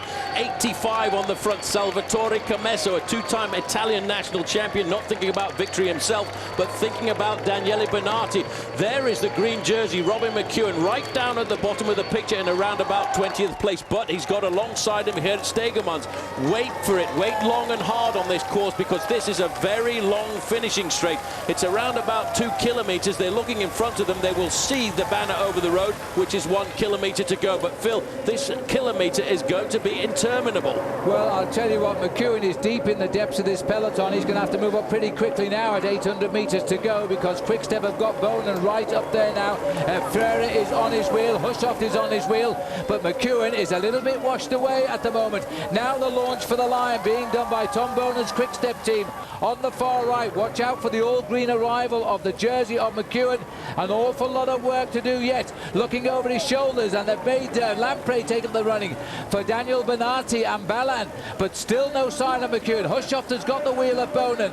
As they come up, Zabel is in there trying to win on his birthday. He's got Bonan's wheel. Bonan leaving this at 500 meters, 300 meters to go. And now the lead out to try and take Benati. Here comes the run for the line though, and he's bringing McEwen for him. Gert Stegmans made the mistake yesterday. He's just launched McEwen at the line. McEwen is going to win this again, and Bonan has made another mess of it. Bobby McEwen has done it again. I don't believe it. That man is something else. Well, he was so far down with about 500 meters to go, I thought he'd made a mess of it, but alongside him he had Gert Stegemans. He waited, he knew this was a long sprint, he knew you had to wait until the last minute. When he saw the gap, he said, Stegemans, go, go, go, go, and that's when Stegemans went. He was straight on his wheel, he came up past everybody. Bonan again making a technical mistake in the middle there, getting boxed out by Jimmy Casper. Look at his face there, Robbie McEwen. This is the win. He really is having a ball. He has found the magic legs this year. He's riding his best tour. 3 wins in the opening 7 days of the Tour de France. Well, he was telling Stegman he got it all wrong yesterday, but look at Stegman saluting, because I just got it right. My man has just won again. That is incredible. Well, it's incredible. At this point, Stegemans knew he'd done it right this afternoon. Stegemans himself this year already won a bunch sprint in an earlier race called the Electra Tour, and he reckoned then, I'm going to be the man for Robbie McEwen, and Robbie is really having a ball with this one. That was a great win, and Bernardi was up there in second. Well, that was a fabulous sprint. Tom Bowlen seems to have lost those twitch fibres since he came to the Tour de France, because he'd won 17 races until now, and he was much faster than Robbie. Robbie's had a little bit of a time out with sickness, so he took wisely a rest. He's come back with terrific enthusiasm. 3 wins now, which equals the 3 wins he took earlier in the Tour of Italy this year. Amazing. So McEwen gets the win. I think it was Bernard who got second in the incitement. Zabel was in the mix. So too was Bernard Eisel. And so too was Tom Bone. And of course Frere off to the left. And Hushoft. All the sprinters galore right there. We'll get them in the right order for you after the break, of course, as always. We'll try and grab some interviews for you. And we'll have all of the results and the awards of the jerseys. The Tour de France. Isn't it a great race? We'll see you after the break. Saab was founded by 16 aircraft engineers. Their spirit lives on. The turbocharged Saab 9.3 sports sedan with an estimated 31 miles per gallon highway.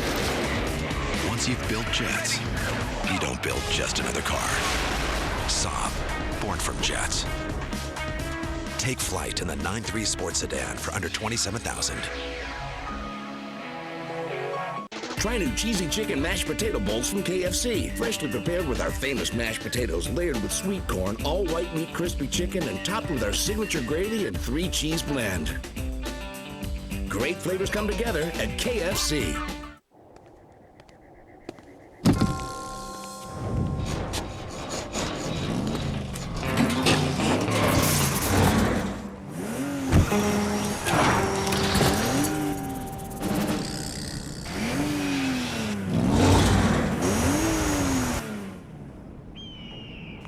Your engine knows what it wants. Pennzoil Platinum.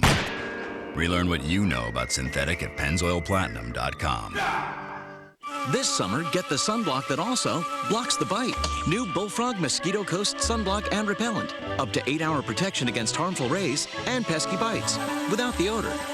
New Bullfrog Mosquito Coast. Block the burn and the bite. Real shooters, real rules, real cash. The world's greatest players, Hall of Famers, and hustlers battle it out for the richest payday in the history of the sport. Over $1 million in prize money. But to rack up that kind of cash, they better bring their 8 game. Come on, you country redneck. It's the IPT King of the Hill 8-ball shootout 2-hour season finale. Sunday at 6 Eastern, only on OLN. It's showtime. Someone wants a free rate quote from Geico. Well, yeah, of course I do. So they go to geico.com or where? No, you can't get a Geico quote anywhere else, mate. Why not? Exclusivity. Makes people feel special, doesn't it? The old velvet rope. So getting a free rate quote from geico.com is like getting access into some exclusive club. Exactly. Knock, knock. Who's there? Bloke looking for a Geico quote, looking to save money on his car insurance. Oh, hello, mate. Come on in. How are you? How's your mum? How's it feel to be better than everyone else? Geico. 15 minutes could save you 15% or more on car insurance. Somewhere between exits 45 and 50, an order was canceled. Somewhere between a hose and a radiator, there was trouble. Somewhere between noon and 2:30, there was a change of plans. And somewhere between where you are and where you're going, there's a Super 8. See you along the way. Drive to rewards at Super 8 and you can win a hot Chevy Uplander. For details, visit super8.com. Welcome back. We are in Vitré in Brittany in France, and that man from Australia down under has just done it again. It's about 3 o'clock in the morning back home in Australia for Robbie McEwen, and they will be watching him win his 3rd stage of the Tour de France this week. Let's have a look. I think we can show you the action of the sprint again. Robbie McEwen made this one look so easy, Paul. But this is how he won it. You see how Stegermans is just in front of him there. Stegermans sprints from 400 to 200 meters to go, and Robbie cleverly goes down the inside, forcing anybody else to have to go round the outside. Look how Bernardi then has to go round to the right-hand side of Stegermans, but Robbie's already got 2 or 3 meters advantage. Stegermans knows it. Boonen again gets it wrong this afternoon in third, and Bernard Eisel, riding very cleverly for FDJ, gets himself across the line in fourth. But for McEwen, unbeatable. Big thanks to Geert Stegmans for that brilliant lead out. Robbie McEwen has consolidated his lead now from 1 point in the overall lead in the green jersey. He's added 35 more to that in this brilliant sprint win. All power to the elbow here. Bernardi was the man on the right that the Lamprey team had tried to bring home. He didn't let the side down, of course. He finished in second place in the end, but this guy, you just can't catch him. He is just like a rabbit once he leaves the pen, and you won't catch up with him. He is so quick.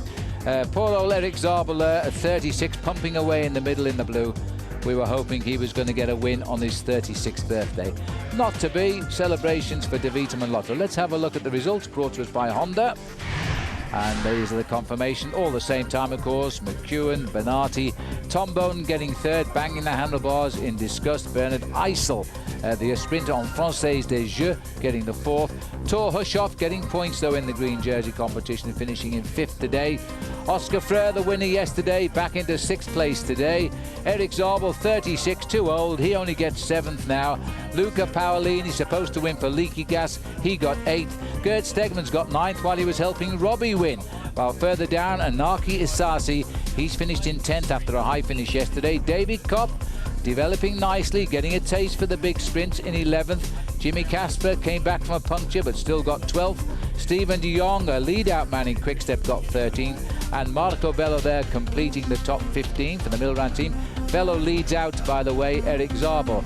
Isaac Galvaz did better than finish last like he did yesterday. He got 16th this time around. Top 20 there, completed by Credit Agricole's Jimmy Ongoulvent. Well, I hope you agree, these sprints are sensational. Listen, by next week we're going to talk about the real men who are going to win the Tour de France. But right now, this is the Tour de France, and Robbie is fantastic. Well, you know, 500 metres to go. I was looking through the pack and I saw a green jersey in around about 25th position. I thought, oh, he's blown it this afternoon. But that was underestimating his teammate, Geert Stegmans, who Robbie charged him right up through the middle of the field, put him into the right position at 150 metres to go. Nobody stopped Robbie then. You see, yesterday it was Geert Stegmans' fault. He took him to the front a little bit too early in that wind, but Robbie didn't fall out with him. He said, we'll do better tomorrow. This time he got it absolutely right, didn't he? Let's have a look at the overall standings. If we look at the Michelob Ultra top overall leaders of the Tour de France tonight, Boonen increased his lead slightly because he got a bonus. Robin McEwen jumps over Michael Rogers into second place. Rogers, long-term prospect, good time trialist, might do well tomorrow. Oscar Freire in fourth place. George Hincapie wonderfully poised in fifth, just 25 seconds behind Boonen. Could be racing for the yellow jersey in the time trial tomorrow, George Hincapie, and that would be a great thing. He's had it once already in the opening week. Well, Paul, read it again. Well, just look at this. Bernardi had a good lead out from his man, but look at the power of the man on the front in the red jersey of De Vitamin Lotto. Looks down to see where Robbie McEwen is. He feels that Robbie McEwen is coming by. Then he says, right, I'll sit up now. Job done. Robbie's got nowhere for anybody to pass him except over on the left-hand side. He hugs the barriers, but at this point he knows he's got it.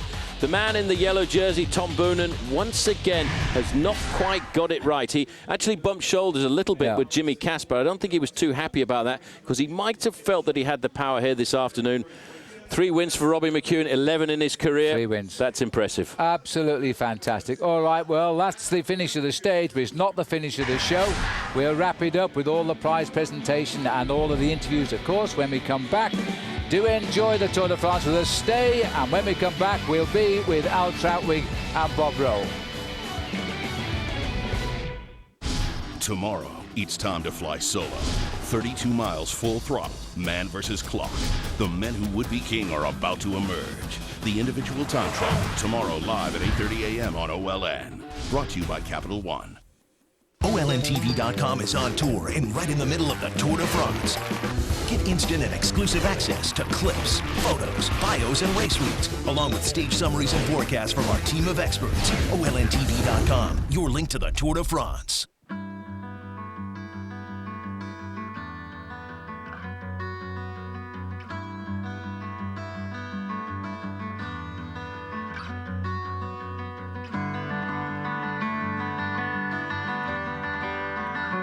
L.L.Bean gear. If it lives up to our test, you can be sure it will live up to yours. For a free catalog of everything you need for fall, call us or shop now at LLBean.com.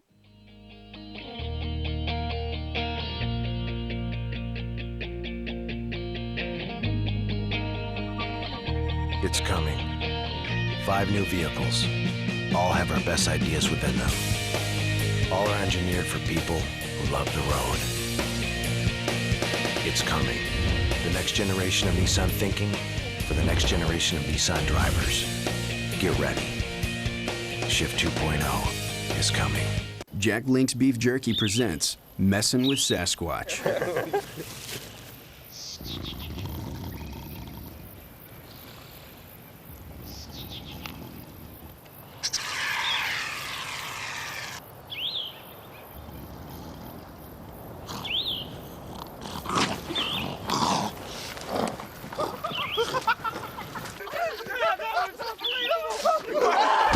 Jack Link's Jerky. Feed your wild side. One chick, one chicken dinner. 6 chicks, 6 chicken dinners. 1 is good, 6 is better. Especially for NASCAR Nextel Cup Series racing. Now you can add not just 1, but 6 channels of in-car coverage, plus data, telemetry, and team audio, all with NASCAR in-car, only on digital cable. Order today for just $69. Call 1-888-COMCAST today. When it comes to sports, we're on your team. Check out the new hit movies you can order on demand, and look what you can order right now. My milkshake brings all the boys to the yard. From the makers of Scary Movie. Idiot. Hell no, I won't marry you. God. Date Movie, now on demand. Oh my God. The pulse-pounding thriller Firewall is now available. I'm done talking. Don't miss it. Hit movies without the trip to the video store. On demand with Comcast Digital. The 2006 Tour de France on OLN is brought to you by L.L.Bean, official outfitter of OLN, and by Nissan. The next Nissan Maxima is here. We're back live in Vitré, France. Conclusion of Stage 6 today.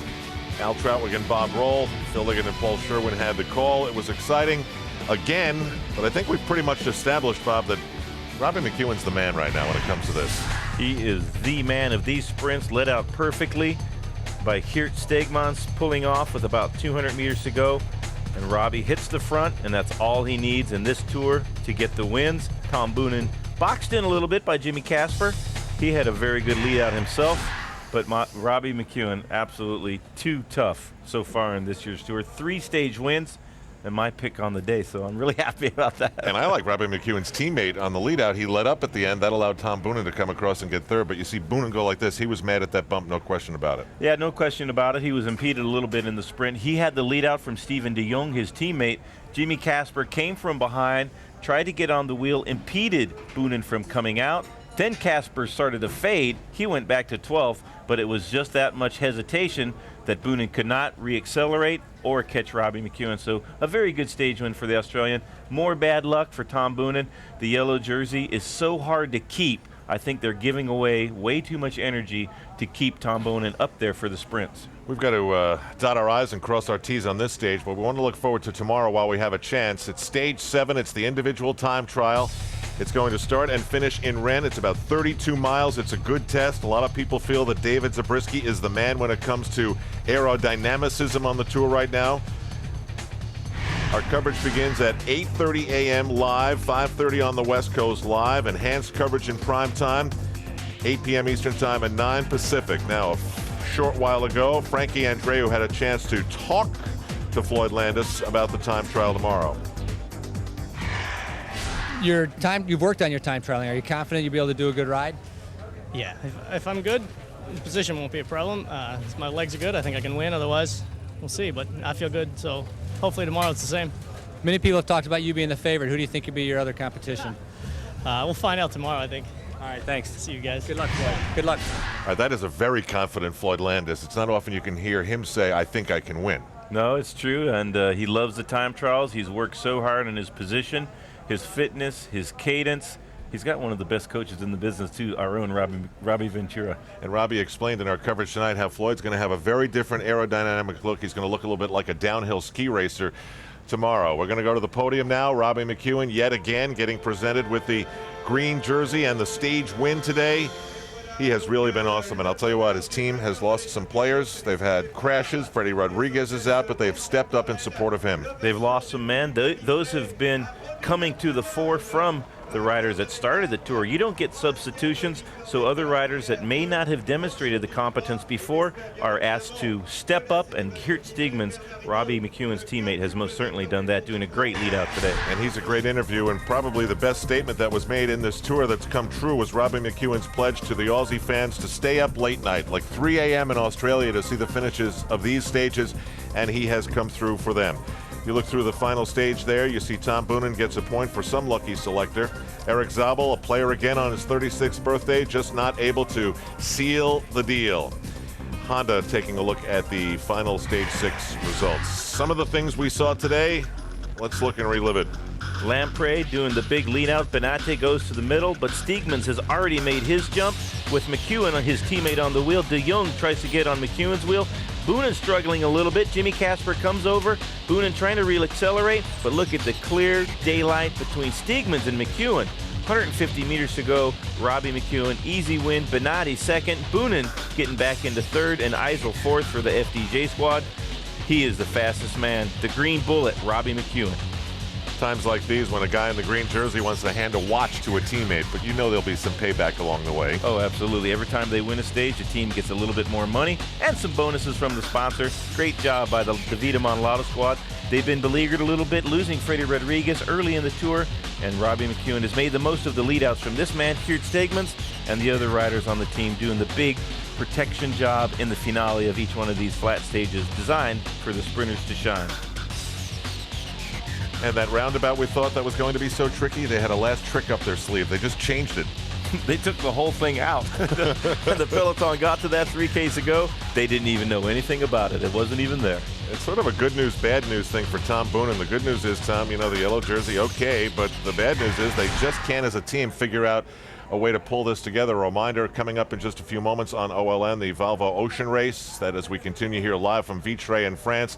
So now finally, after all these flat stages, finally tomorrow we can adjust the general classification, the race for the yellow jersey. Yes, absolutely. Tomorrow is the first day in the road to Paris. If you're a GC man, you've got to do a good time trial. 52 kilometers, over 30 miles of time trialing. That's you with your machine against the clock. It's the race of truth, and it's our first big GC battle. It's our rendezvous for the men that want to win this bike race. They've been falling like flies. We still have 15 guys that are capable of winning the tour, but that number will be down to about 5 or 6 guys tomorrow. Multiple stages now for Tom Boonen in the yellow jersey from Belgium, and he wears the World Championship rainbow jersey, but you have to wonder if they held the World Championships right now, what would happen? I think he'd lose to Robbie McEwen.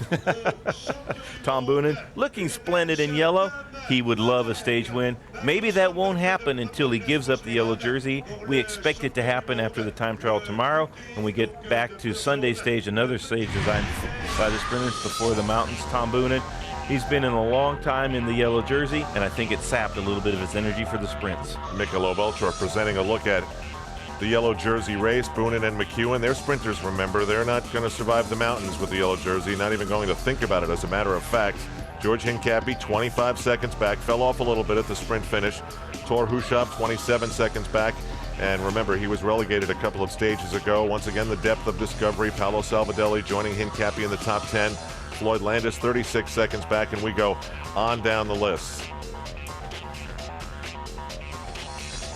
And David Zabriskie, 43 seconds behind. Now, the strategy, the yellow jersey, it makes teams, and it makes riders who hold the yellow jersey do weird things. We saw that 17-man break early. We saw an attack with the yellow jersey of Tom Boonen. Talk about how strategically you think the yellow jersey affected the day. Well, I think that the Quick Step team, in order to get a little bit more energy for the finale of the bike race, Tom Boonen deciding, look, if we're going to be chasing all the breakaways, why don't I go in a breakaway, see what happens there?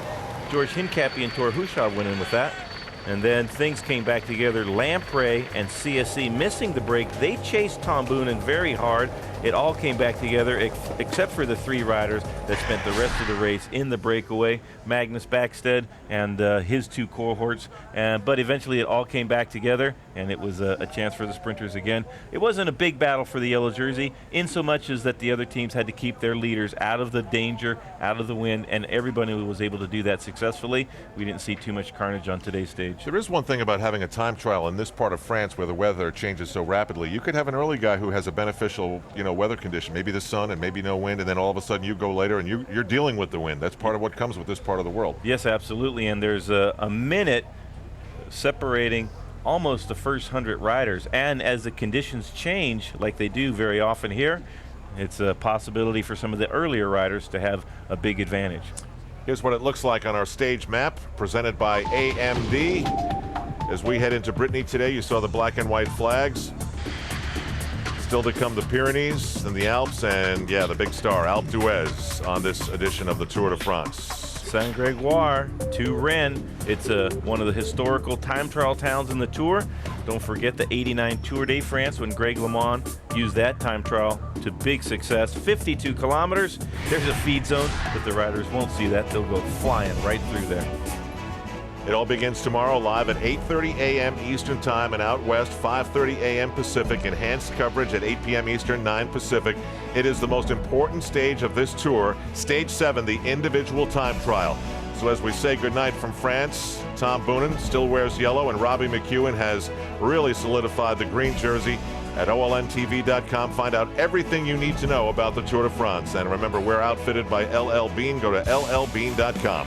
For Bob Roll on his birthday, and for Phil Liggett, Paul Sherwen, Frankie Andreu, Craig Hummer, and Robbie Ventura, I'm Al Trautwig. That is it for Stage 6 of the Tour de France. Stage 7 and the individual time trial tomorrow. That is going to be interesting. Finally, we will find out who has a true desire to wear yellow in Paris.